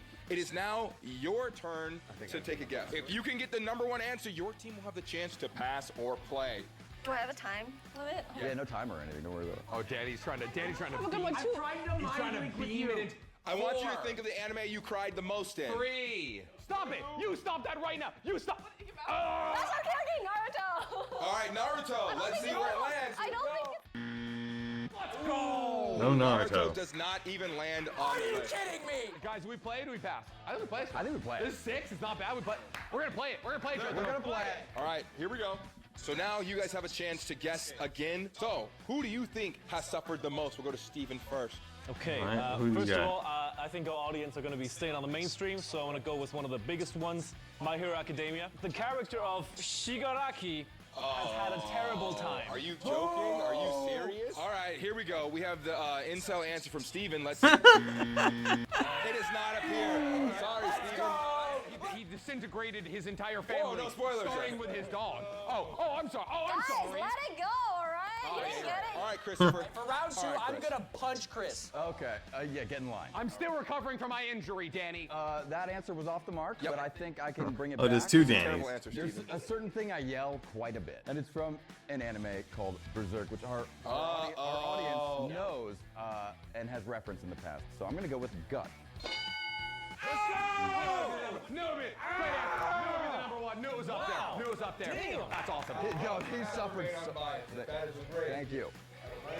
Dude, we don't know them either. Trust. No, you literally won based off our audience. Tough times. All right, that took me back. Nick, next answer. Yeah. I'm gonna go with, I know Naruto wasn't on the board, but I feel like there's a Naruto name in there. This is a bit of a roll here. Give me Gaara. Oh. No Gaara, damn. Fucking asshole. Two strikes. There's so much suffering in that show. You know who else had more suffering than Gaara in that show? What? Itachi. Anyone else? Not true, objectively. You have two strikes. Itachi's one, Sasuke's one. 5, 4, Obito. 2, Madara. 1. Huddle is over. Let's get an answer. That was quick. I'm sorry, it's Family Feud. Those are the rules. All right, Steven, what's your answer? Who has suffered the most? I think we're gonna stick with popular animes, and JJK is definitely top of mind. Out of all the characters, I think Yuji may have suffered the most. He's been through a lot. Okay, yeah. let's see. Does Yuji make it on the board? No. It's not on the board. You haven't suffered yet. You ain't seen shit. What? Did people forget about season 2? He suffered like a fucking shit ton of shit. My God. You guys huddled for that. And they disregarded the huddle. That was my idea. That was my idea. They disregarded the huddle. Okay, now we're moving over to the next team, which has a chance to steal. Very on brand for Team Brando. If you guys get any of these right, you get all the points from this round. However, if you don't, they will receive their 2 points and be up ahead. All right? Who is your pick for who has suffered the most? Aaron Yeager. Oh my God. Aaron Yeager. Oh my If that's not God. up there, I'm crying. No. Aaron Yeager's not okay, how did he suffer? No, we're not doing this right now. We can talk about the genocide. How did he not suffer? He had to kill 80% of the population. Oh, he had to do that, so He didn't want to. 27 points over to Team Joestar. You're lying. You're fucking lying. That can be 57 points over to Team Joestar. Let's see answer number 3. Let's see all the answers. In number Alphonse. 6, Alphonse Elric. Yeah. You said Elric. Number 5. Denji. Denji's No, that's Denji's so an bad. objectively wrong choice. That's objectively wrong. Number 4. Kenny Kaneki. Oh, shit. Kyogo, yeah. He gets tortured. He did not. He caused his own problems. Number 3. Itachi. I knew it. Itachi. Itachi Uchiha. Number 4. Wow, amazing round of I want suffering. you to roll back our clips of us saying Itachi Uchiha since the beginning. Raven had it clocked from round 1. Well, sometimes This is what I your get for team not doesn't listening to listen. women. I cannot believe Aaron's not up there. That's crazy. Aaron caused his own problems. But suffering is suffering nonetheless. No one cares about your These people suffering if it's innocent. self-inflicted. That makes suffering even worse. You didn't do anything to So, deserve it. suffering is suffering nonetheless. Here we go. Team Joestar and Team Brando. We have the face-off between Steven and Danny. He's wearing the All right, little- the next question. Whoever touches that button little- first little will get a blue chance little to answer these questions with their team. Huggies. I'm gonna touch it faster than you, dog. He's not playing. He doesn't have the little blue Huggies on his shoes, man, to keep away all the dirt and dust and shit like that. I'm gonna jerk you, dude. All right, here we go. Which anime had the biggest fall off? That's gonna be Danny. Yeah, it is. Okay. It's a good question, though. Wait, which anime had the biggest fall off? Which anime had the biggest fall off? Danny. Easy. 7 Deadly Sins. Oh, fair play, fair play. I'll give All you that. right, let's see. Survey says. Yeah. 7 Deadly Sins, number 2 as the biggest fall off. Steven, you have a chance. If you can answer number 1, your team will get a chance to play or pass. That is a great answer. I'll That is give a you great that. answer. I'm gonna have to go with My Hero Academia. That's a great choice. I loved it in the beginning, but it did fall off. Explain why do you think it? What fell off for you? Dude, exactly? it was fire in the beginning. Fights were great, characters were great, and then I got to like where they get together to fight Shigaraki, and I couldn't get through half the episode. Which time? You know? Yeah. What the fuck is wrong with you? Do people not watch anime? I hate when people say, "Oh, My Hero Academia fell off." No, you're just a fucking retard. All right, here we go. Let's see what the survey says. What? MHA fell off. Those people are some retards, man. Turn to Team Brando. You may go back to Team Joestar. Are you guys gonna pass or play? Okay, statistically, passing is better, but they were able to get a bunch before, and I think they know. I think they have bad taste, so I think they'll know. Says Mr. Cobweb Jeans. Let's play. Let's Come play. jeans. Bro. Let's play on the game. Let's play. Let's We're gonna play. play. All right, we're gonna play it. at the camera. You take those pants. Give them. Please. What are you talking about? We don't have a fourth wall yet. Please. Team Brando, we're gonna play it or pass it. Guys, what are we doing? Are we playing or passing? Wait, so what? What happens if we? You know, we'll make this interesting. They played last time. We'll play this time. There you go. Finally. I'm saying it now for solidarity. It is statistically better to pass. If you ever go on Family Feud, you always pass to the other people. We're gonna be starting with Raven. How you feeling today? Bruh. Perfect. That's great. That's exactly what we want. Huge, all right. big. Yeah, huge, big, important. What is your answer? So, we are gonna go with Sword Art Online. Yeah, I think that's what I was thinking. That's really good. All right, here we go. Sword Art Online. I'm confident. Let's go. Ooh, not number one? Not bad, not bad. Well played. That's on the board. Boruto? It's an older one. Everyone here is watching. This is like 5. Okay. All right, you guys, if you have a couple of answers ready, All right, Lena, you're up next. check them out. All right, here we go. Don't think too hard. Shield Hero. Shield Hero. That's valid. Shield That's a good Hero. choice, but that was Let's our see. choice. Let's see. I shouldn't have said it out loud. We were never such a good answer. We were never gonna answer with Shield Hero. Your fans are dumb. We weren't gonna do it. You guys are so A Promised Obviously, Neverland. these people have watched 3 anime in their entire lives who voted on this, right? So, what has the internet said has fallen off? I guess we'll just try and say it, even though it was bad from the beginning. I'm gonna say Boruto. Ooh. Okay. Yeah. It was never Naruto good. Jr. Hey, that's what I said. That's what we said. That's what we said. Boruto, also known as Naruto Jr., which was never good. Where does it fall in the rankings? No? It shouldn't be out there. Hey, you guys are smart. Everyone's saying you're dumb. You're not. You're I know what you were going for though, and I respect because it was the fall off of Naruto. So Yeah, that's what we were. It's hard to fall off if you never left All right, the we ground. can collude now because we have 2 X's. Yes, collusion. Fun anime fact for you. Anime is short for animation. All right, here we go. All right, time is up. Here we go. That would fit It's me. answer Wait, time. it has to be- Look at them. They probably don't either. That's horrible. Not Brotherhood. Oh, I still like that. what anime had the biggest fall off? Go. Say it. Please Okay, answer all it. right. I don't believe in this, but the original Full Metal Alchemist. That's crazy. Oh, God. Thank you. Let's go. Hey, we're gonna put points on the board. Points on the board coming in. Dude, that's The original Full Metal Alchemist. See? How dare you? Oh, It's wow. my favorite show. Team Brando, if they don't get any, you guys get this amount of points. No, Lena! We've been fucked! I know exactly. After I just whatever embarrassed you're myself talking like about, that. that's what we're about to say. All right, here we go. Which anime had the biggest fall off? Well, this anime was actually an answer in the last round as well. Our answer is going to be Tokyo Ghoul. Bang! Oh, that's That's another Ooh. answer. Let's That's the see. number one answer. Tokyo Ghoul. Give me the number one answer.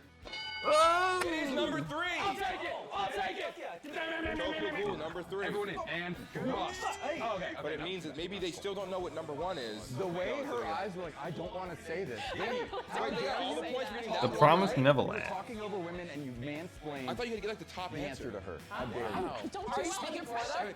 No, I speak over when you speak speaking for them. for everyone. That is very performative of you, Chris. How dare you? I don't speak to women. Hey, So- That's because you have a girlfriend. 112 points for Team Joseph. That's gonna be Damn. That's gonna be 112 Number one's points gonna be Vinland for Saga, Team and I'm Joestar. No. All right, Mind but you, here we go. It has to be The Promised Before we Neverland, move please. on, let's see answer number 6. It's Vinland Saga. Ooh. It's Vinland Saga. Ooh. Hey guys, they just ran out of animation budget, okay? Here we go. Number 1. What anime had the biggest fall off?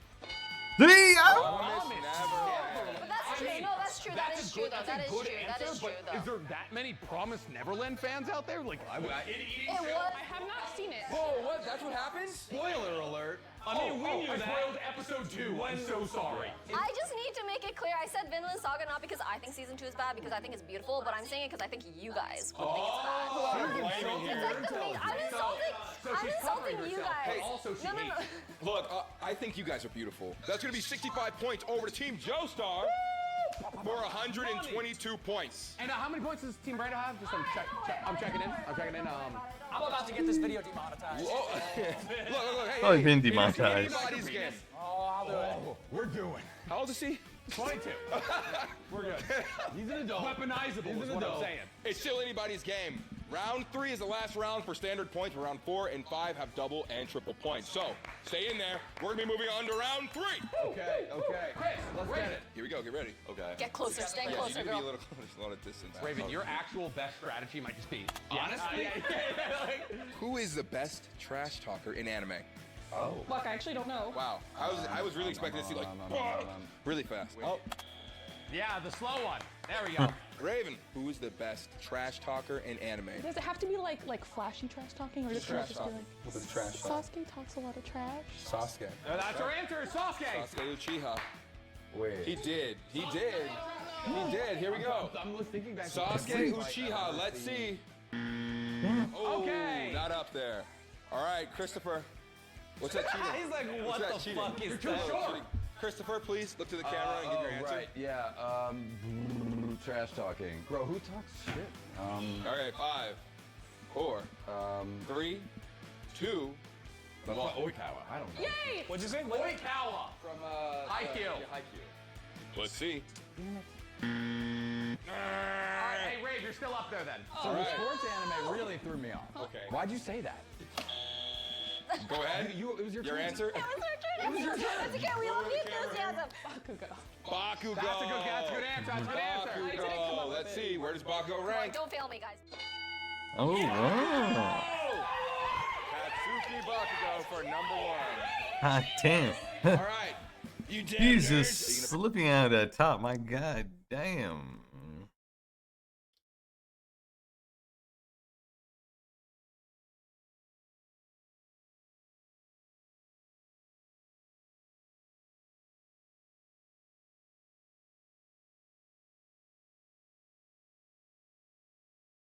Let's see. The way these.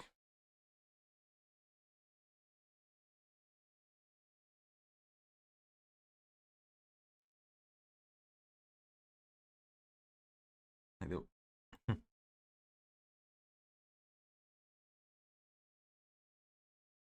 You pretend paradox. God damn it, dog. Pass or play? You made me understand what love is. You damn nerd.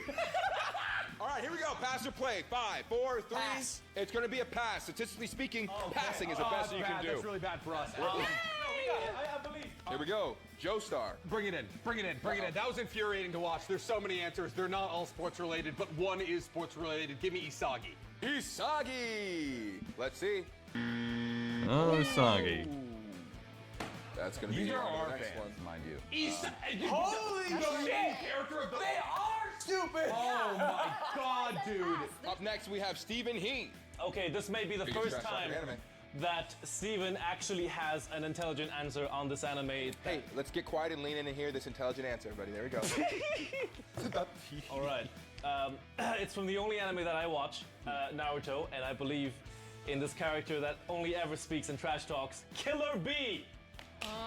He raps while he beats your ass. What? No! What? Yeah. What the fuck? Man, these people are stupid or something. How do they not have Killer Bee on this? This looks like it's going to Why didn't pay you off tell us here. you were a genius? All right, here we go. So things are not looking good for Things us. are looking pretty morbid. Things are looking terrible. Things are looking more sufferable than Yes. Naruto, perhaps. Yeah, maybe, guts. maybe. Is that really the only anime I watch? No, we see JJK. Oh, Speaking of JJK, we're gonna go a little more mainstream here. biggest trash talker in anime is Gojo. Gojo, Satoru Gojo. If he's not up there, I'm done. I'm done. Woo! Him being at 13 Whoa, is okay. not as high as I thought. That's scary. If Bakugo is up there, then a bunch of other knuckleheads should be up there. Killer Bee's not up there. Give me Madara Uchiha. Madara Uchiha. That's a good answer. He Aura farm. talked some trash, but he talks backed some it track. up. He does back it up. So does Gojo. What? No way. Madara's not up there. No. Madara doesn't trash talk. He's just, yeah. He does, and then he delivers. You're right. Oh my God. All right. Well, All right, Team Brando. What a brilliant strategy. The only one I can think of That's is what I Vegeta, maybe? said. And the answer is for anime's biggest trash talker, Lena. Mahito. Mahito, that's a good one. All right, here we go. I feel like that's Mahito from Jujutsu I'm so Kaisen. scared right now. Everyone's favorite villain. Oh, Mahito. oh, so that's how many points is that for us? Is that? Do we get all 37? Wait, why? Oh my god! What happened to the statistics? Bakugo, though. You needed to get one right. Yeah, you needed one right. Strategist Danny fumbles bag. Double points next round. You're gonna come back. It's gonna be great. Guys, All right, keep well, calling our hey. fans stupid. I think they're gonna get aroused. All Here, right. let's see number 7. What is Escanor. Escanor doesn't trash talk! When the sun's out, he's like, I am the strong. Yeah, you might as well put Eisen up there. If this is what I just I used it. Let's see. That's a really good answer. Number 5.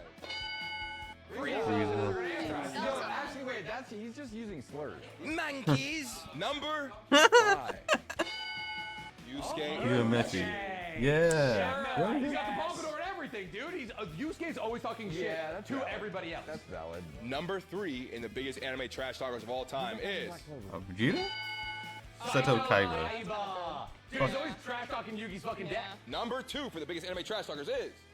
Ah, see? Vegeta, I was right. Yeah, those are good answers. Those are good answers. Eisen should have been up there, actually. That was a good I answer. disagree. But Eisen wasn't out there talking No way, trash. He yeah. was legit Eisen was just not saying talking only shit. what he needed Yeah. to. 159 points to Team Joestar.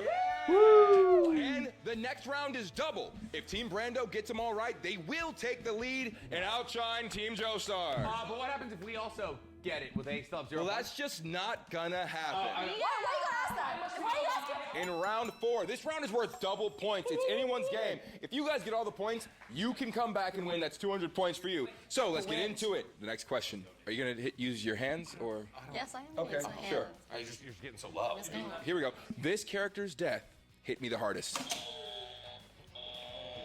A lot of important deaths in anime, but go ahead and give me Jiraiya. Yeah, that's a good answer. Don't just smirk at me. That's a good answer. Oh, I'm sorry, you didn't cry when Jiraiya died? All right, here we go. Jiraiya. Let's see. I don't even look.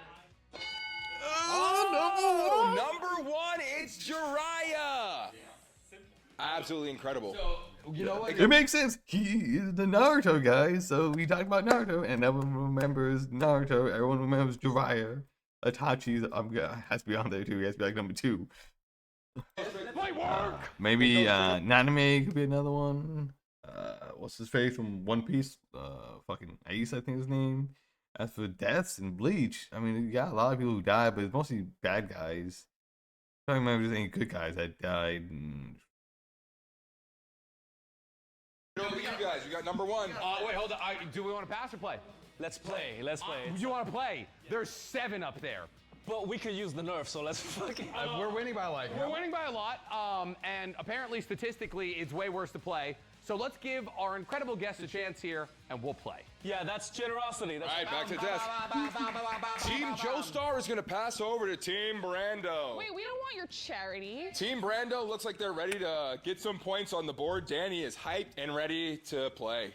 Yeah, we're playing. We want to give them a chance. I thought you said I said play because it's apparently statistically Yeah, worse to no, play. we want to give them a We chance. wanna give them a chance, we are so gonna we're play. playing. Passing's better. We're nerfing ourselves. You know, like that JoJo episode? Like that, yeah. Oh, like that one episode in JoJo where they Family Feud. yeah, the Family Feud episode was my favorite. You remember the Family Feud beach volleyball episode in JoJo? That was so Yes, good. and it was also the festival episode. Yeah, all the Barbie stand festival. up. Yeah. Sit on it. Yeah, sit on it. Number 2, I guess. This character's death hit me the hardest. Steven's got it. Steven's got it. I think this is the hardest I've ever cried in an anime. It's Rengoku from Demon Slayer. Yeah, Mugen Train, baby. Mugen Train. Great answer. Great answer. Great answer. Survey says. Rengoku. Okay. You guys are smart. If that wasn't up there, I would have. Oh, we would end. The video would have been ended for sure. 100%. All right, Chris. Okay. Since you guys have proven that you're a little cultured at the very least, They're always trying to win your approval. let's go Maze Hughes. Macy. Good answer. Good answer. Talk about a sweep. And if it's not up there, I'll never forgive you. Survey says. Okay.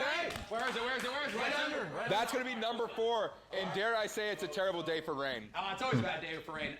We're talking about donuts a little bit earlier. I want to talk about the most prolific donut of all time. Go ahead and give me Ace. That was my. Hey, buddy, the entire category is a spoiler. Like lie down on the ground. Yeah, this whole category is a spoiler. I guess I should have said that at the beginning. Anyways, where does that rank on the board? Ooh. Number 2, Porcus D. Ace. Hit that Spider-Man 3 dance, everybody. What a moment.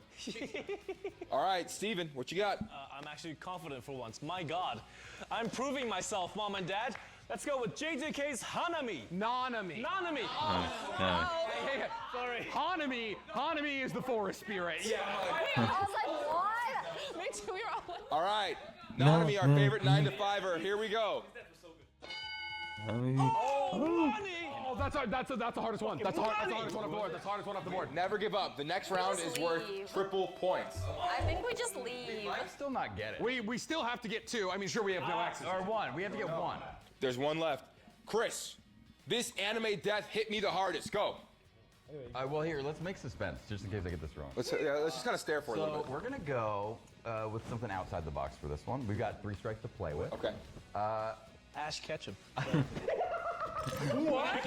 No, that is not our answer. I'm thinking a more recent anime, Chainsaw Man. I'm going to go with Himino. That's a good answer. That's a good answer. Put it on the board. Put it on the board. That was a tough one. Kimino. Nope. Not on the I board. would put, Give me it has to be Itachi. Itachi. Yeah, see. Oh, that's such a good answer. Come on. No, Itachi. good thing we didn't. All right. Not up there. All right, we can huddle, dude. Team huddle. Wow. No, Itachi.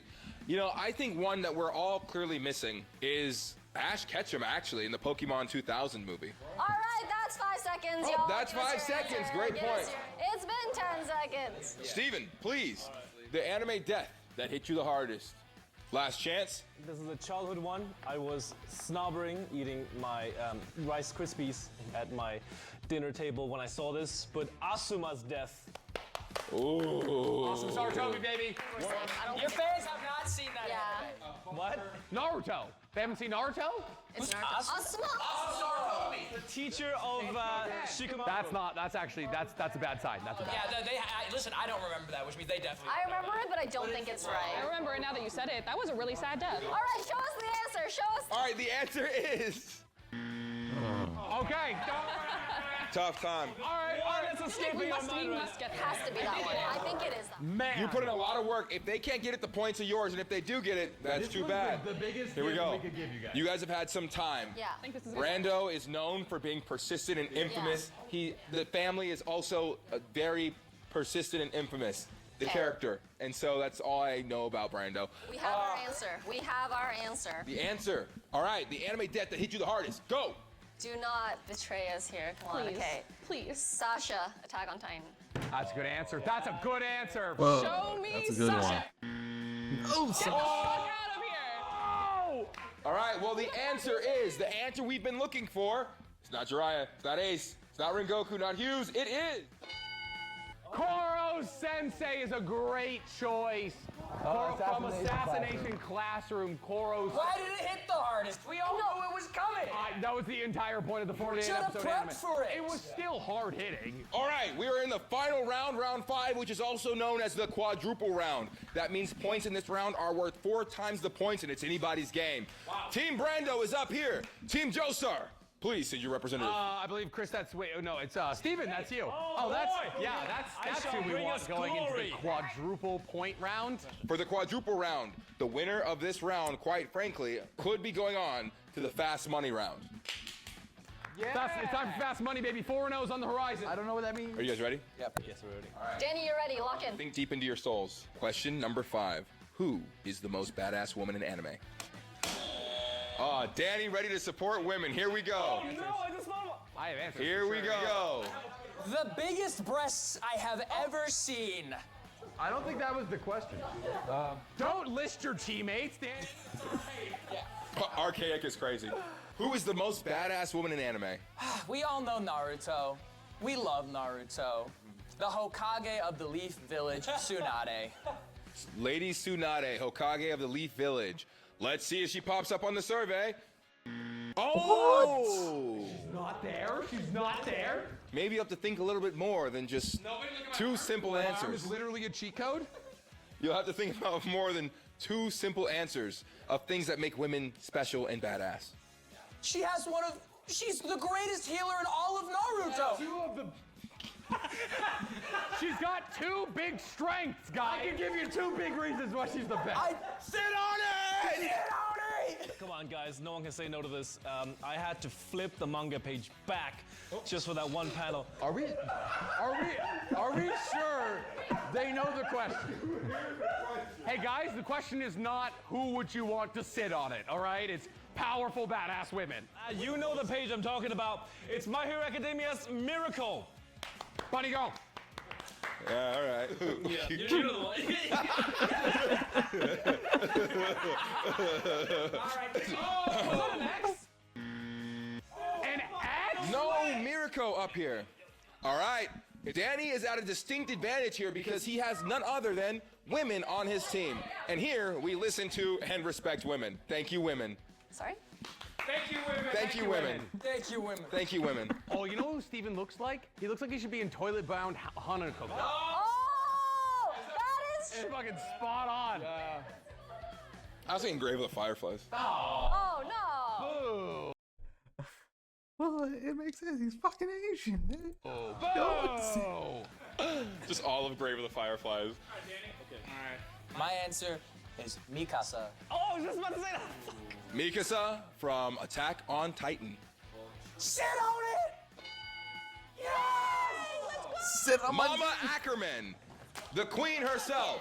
Maybe the only sane character in the show. Team Joestar, hey look, Team Brando's at a distinct advantage here. Now this is the An important. advantage. Exactly, I would say so. 328 You have points. no idea what you're talking about. Are you saying women are not an advantage to society? They're absolutely They an have advantage to all the society. advantages in life. But 100% they are digging out of a deep hole here, Law. And who better to do this than with? Two strong women. Exactly. No, I mean, that's, you definitely, oh, so that's what you're saying. They have an advantage because they know what strong women are like.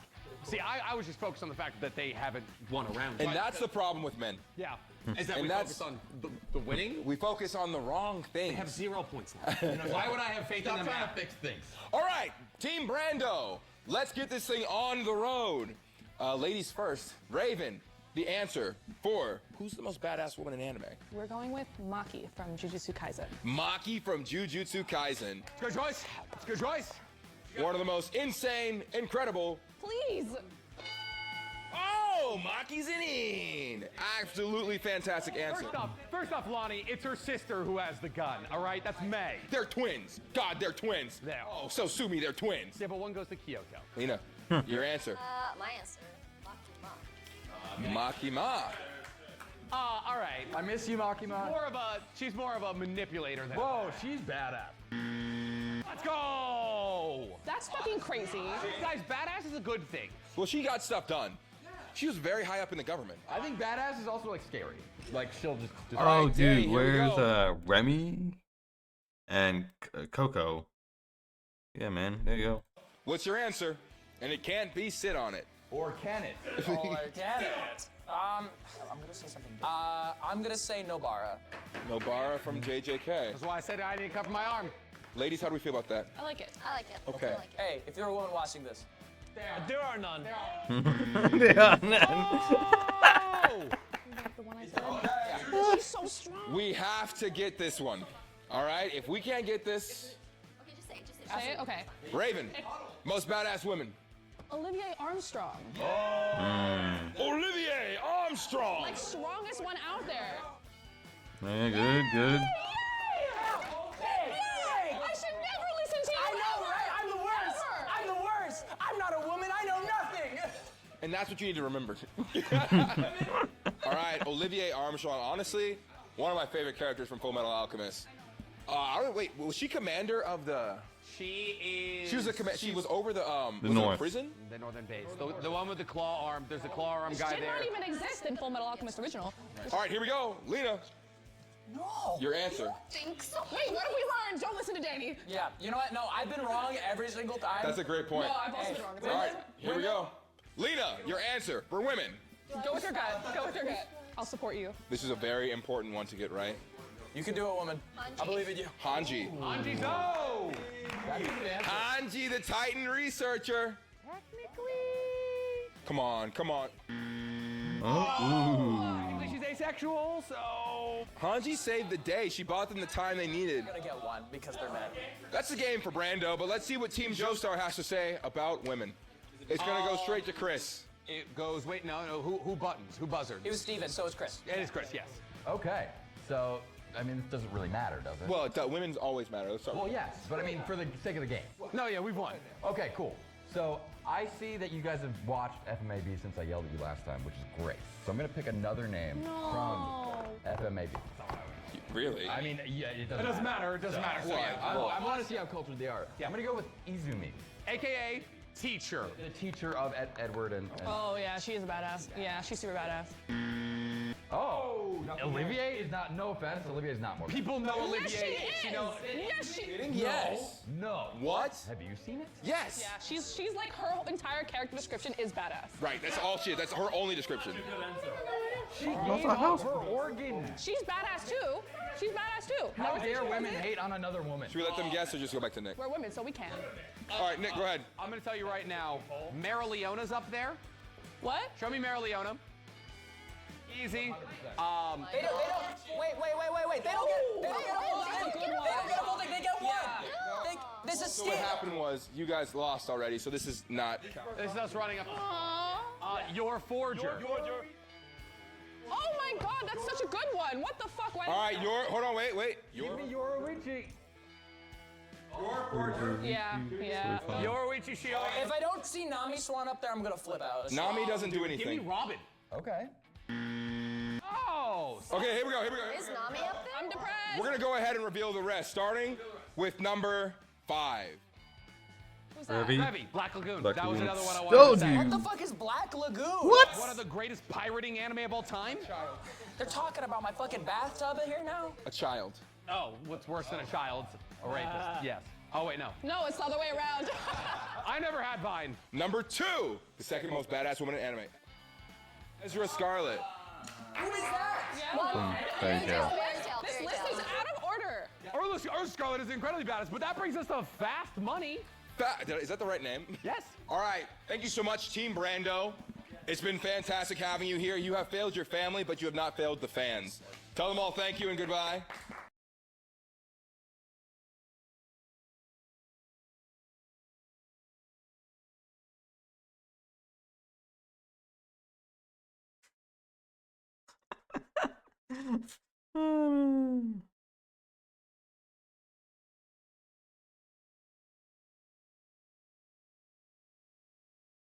Someone like mentioned Riza Hawkeye not on the badass list. Yeah.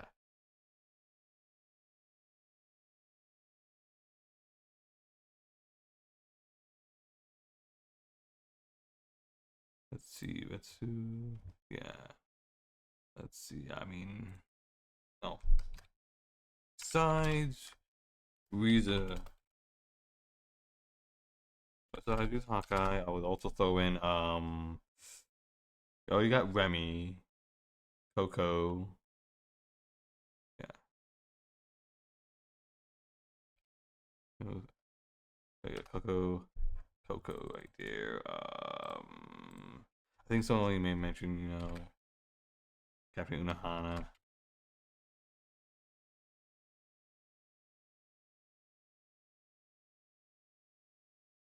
Another badass besides.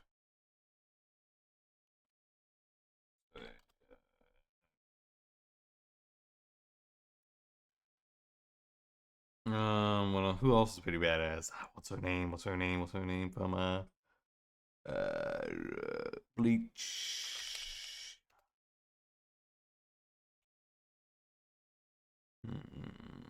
I mean, Goku. Goddamn, she was the third spotter. Can't remember her name. Oh, Haribel. Yeah, there you go, Lady Haribel. Master Haribel right here. She's another one I'll put on there. Let's see. Another badass female character would be.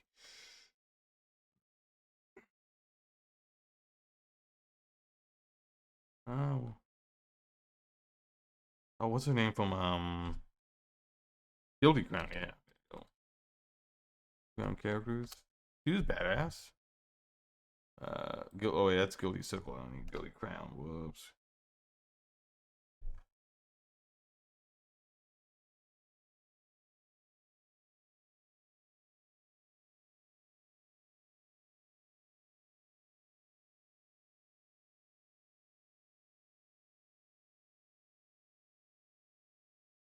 go. Let's see. It's her. She's one of the most badass characters of all time.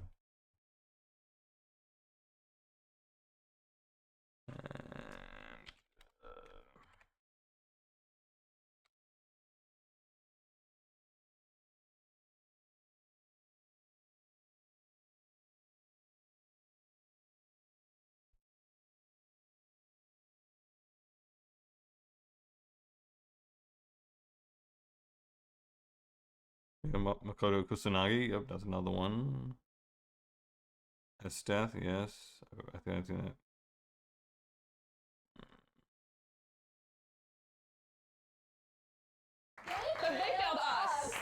So we are now going to move on to the fast money round, and two of you guys are going to go head-to-head competing in the fast money round. All right? Listen, it's been a while since I've done fast money.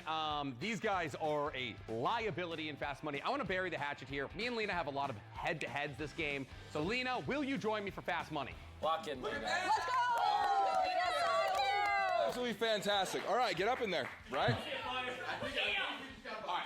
You will have 30 seconds to answer each of these 5 questions. I will give you a category, and you have 30 seconds to give me an answer from each of them. 30 seconds to redeem myself. Exactly. I'm doing it for us. You got this. For women everywhere. For women everywhere. I'm gonna, as soon as I finish reading the first question, the timer will begin. Yeah, okay. Are you ready? Yeah. Okay. Name an anime besides Naruto or One Piece with more than 100 episodes. Detective Conan. Name a character with white or silver hair. Gojo. Name an anime with a great opening song. Naruto. Naruto? Yeah. Name an anime you wouldn't admit to watching. Domestic Girlfriend. Oh, okay, perfect. Name a sports anime. Haikyuu. Perfect. Haikyuu. Okay, thank you. Fantastic. High five. So Lena got 111 points. I knew I chose the right partner. I knew I chose the right partner. All right, we need you to get close to 200, right? Yeah, all right, so 89 points. I'm going to start these questions, and as soon as I ask the first question, the timer begins. Okay. Are you ready? 100%, yeah. Name an anime besides Naruto or One Piece with more than 100 episodes. MHA. Name a character with white or silver hair. Gojo. Pick another. Kakashi. An anime with the great opening song. Naruto. Pick another. Fire Force. Fire Force, okay. Name an anime you wouldn't admit to watching. High School DxD. Hey. So quickly, you admitted that. Name a sports anime. Blue Lock. Okay, thank you. Perfect.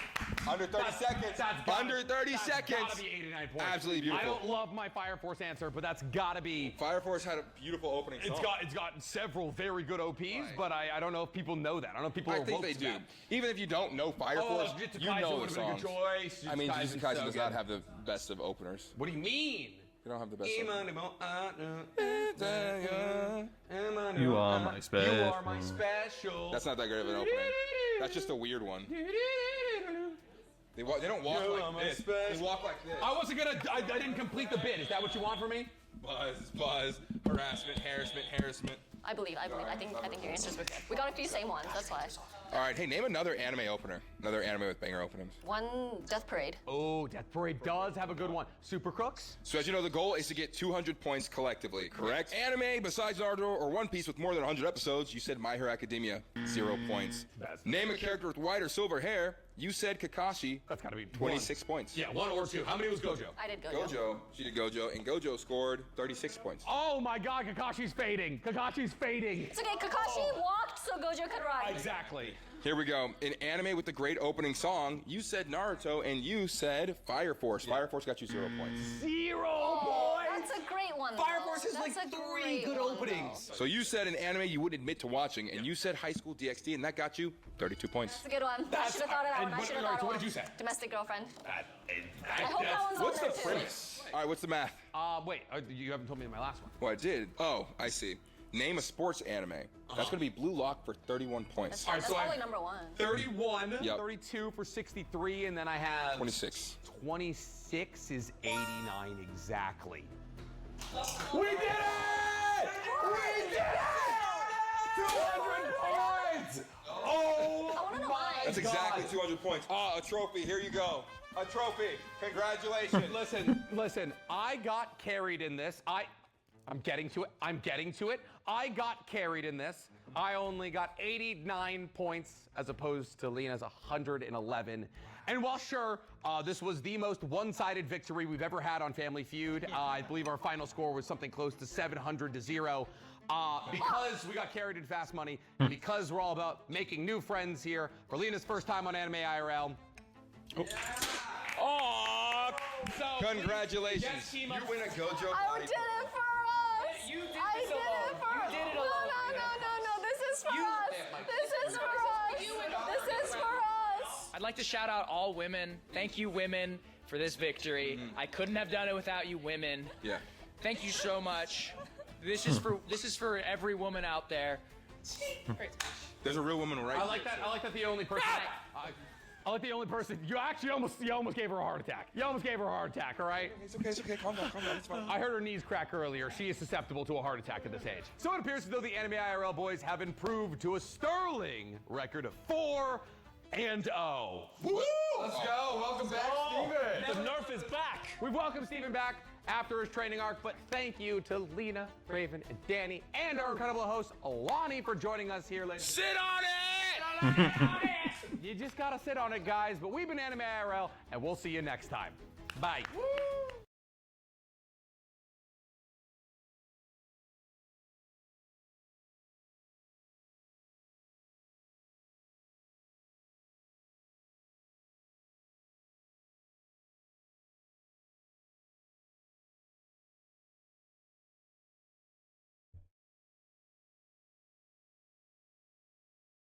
Oh god, Nina Tucker. Yeah, she suffered a lot.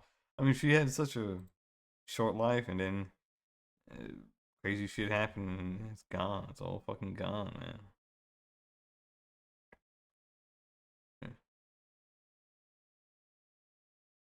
Ooh, dear.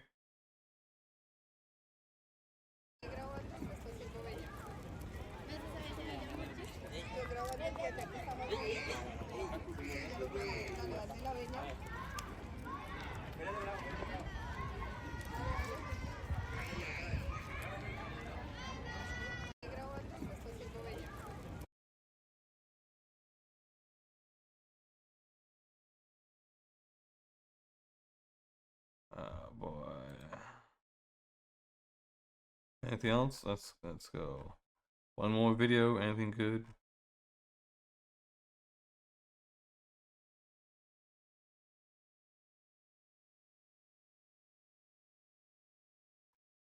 Let's see.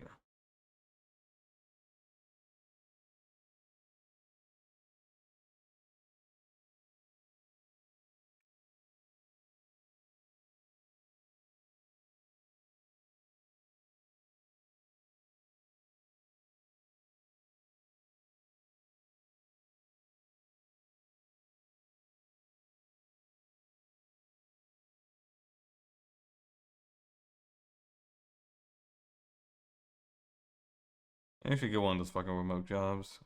Apparently they're always hiring and they make a lot of money. Well, why can I do that shit?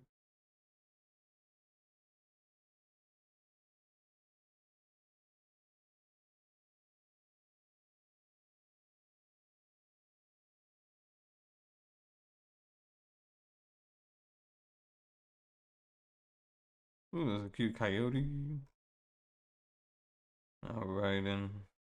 50 Shades of Gay. Old Flame. I think I remember that one.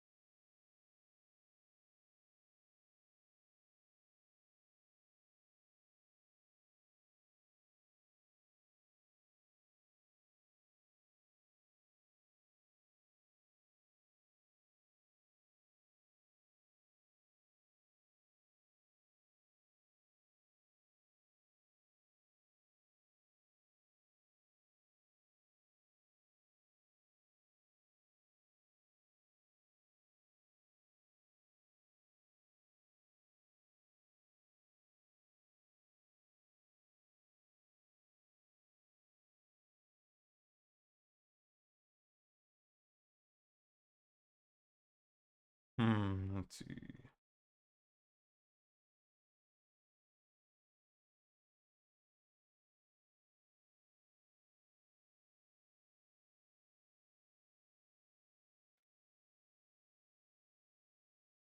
Let's see.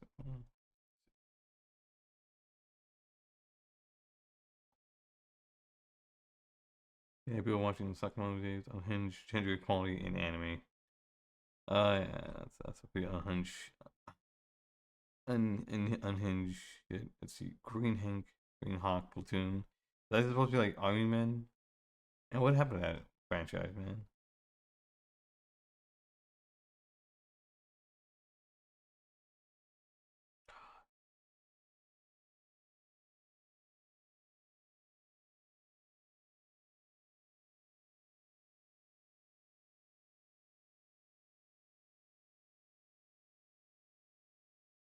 And I want to play the Oblivion remaster. That's so good.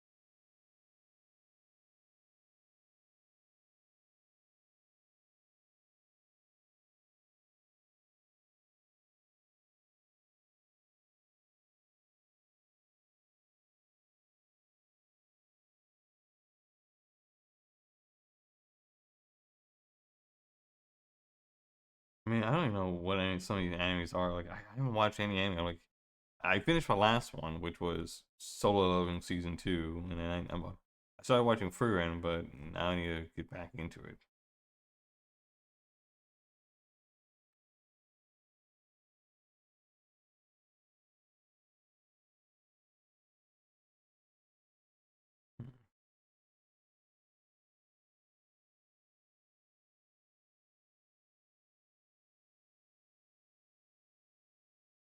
God damn, dog.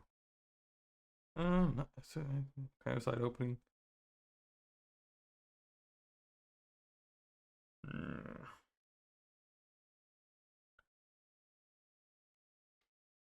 Here's Ringer Shep. I recognize him, and then oh, he looks familiar too. I can't remember him off the top of my head, but I know I've seen him a bunch of times.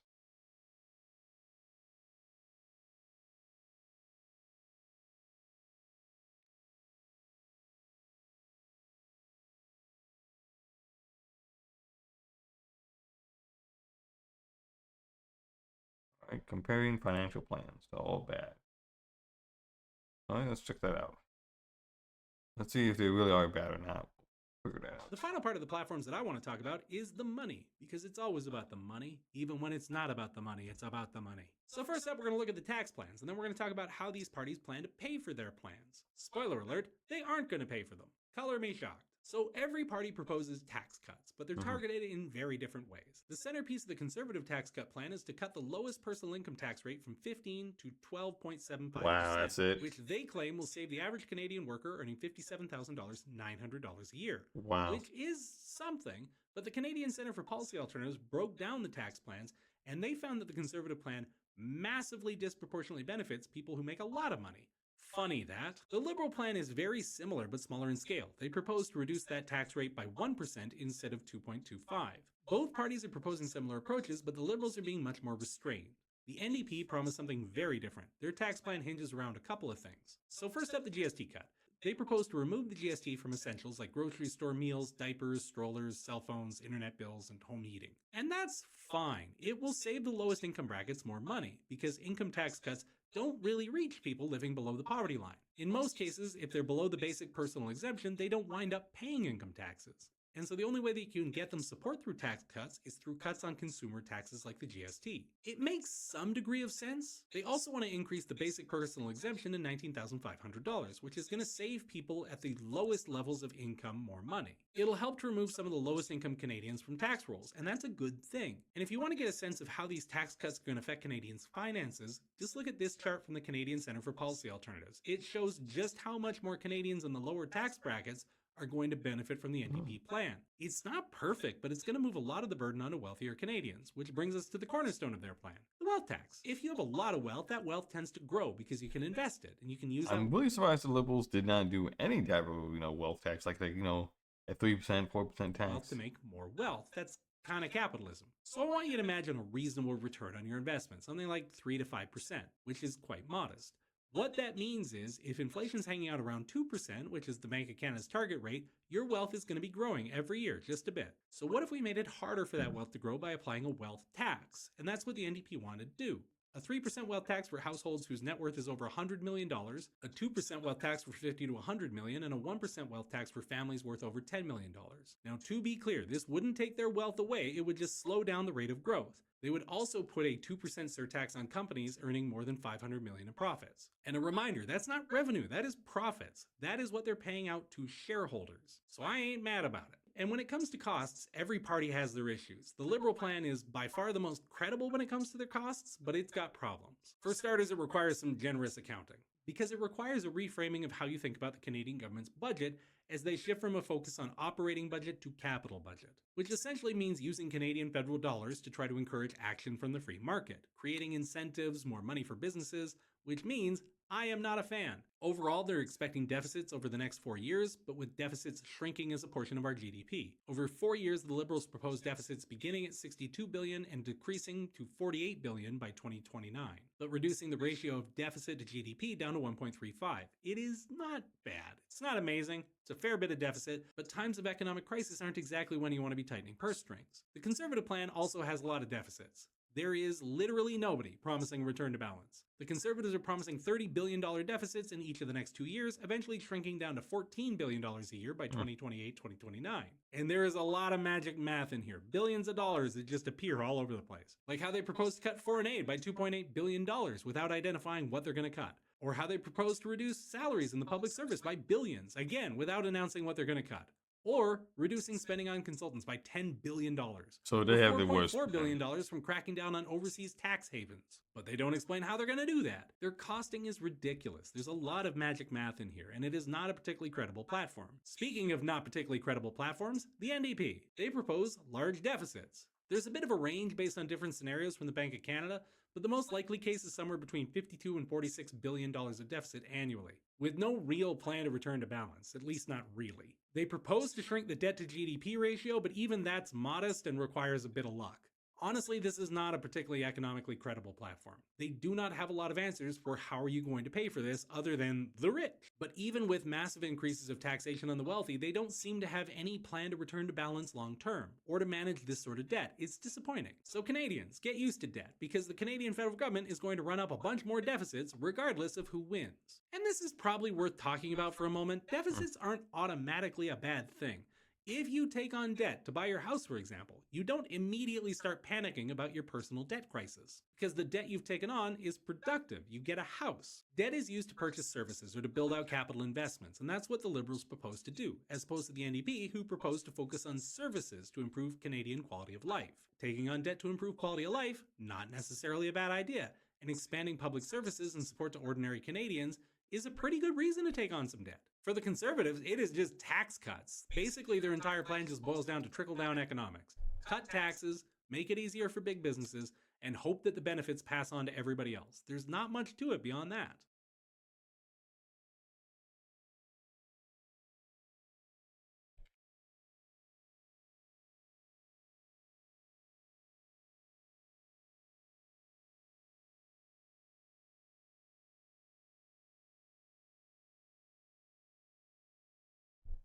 It was like what, Liberals, Conservative, I think it was Wealthier can be growing every year, just a bit. So what if we just an income exemption, they don't wind up paying income Canadians' finances? Just look at this benefit from the NDP plan. and NDP. I think that's what, Conservatives.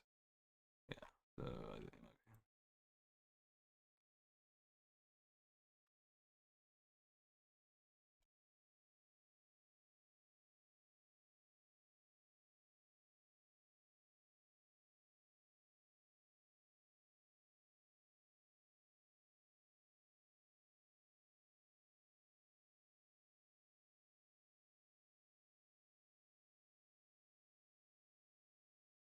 And yeah, that's where I'm gonna be ending. Which is fair enough. Been streaming for about 2.5 hours. I think that's pretty good. Ooh, he's playing Mafia 2. All right, Grant's Zebra.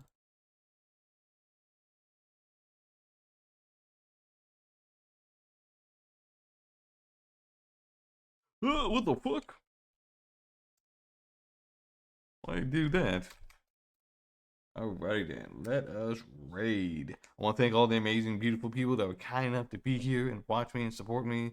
Please join the We've Heard Nation, join my Discord, and be part of this amazing community. I want to thank you guys so much, and goodbye.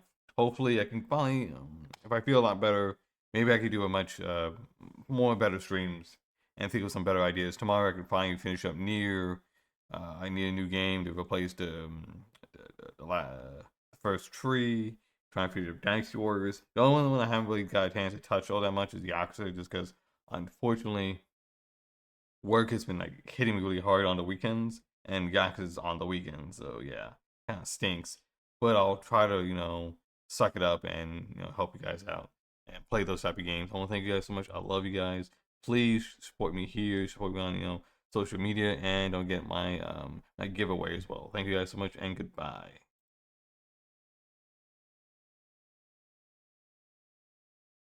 It was a streamer. Was your concern that you can't use it because of the Raid? Hello there, InugamiTheHound. Welcome to the stream.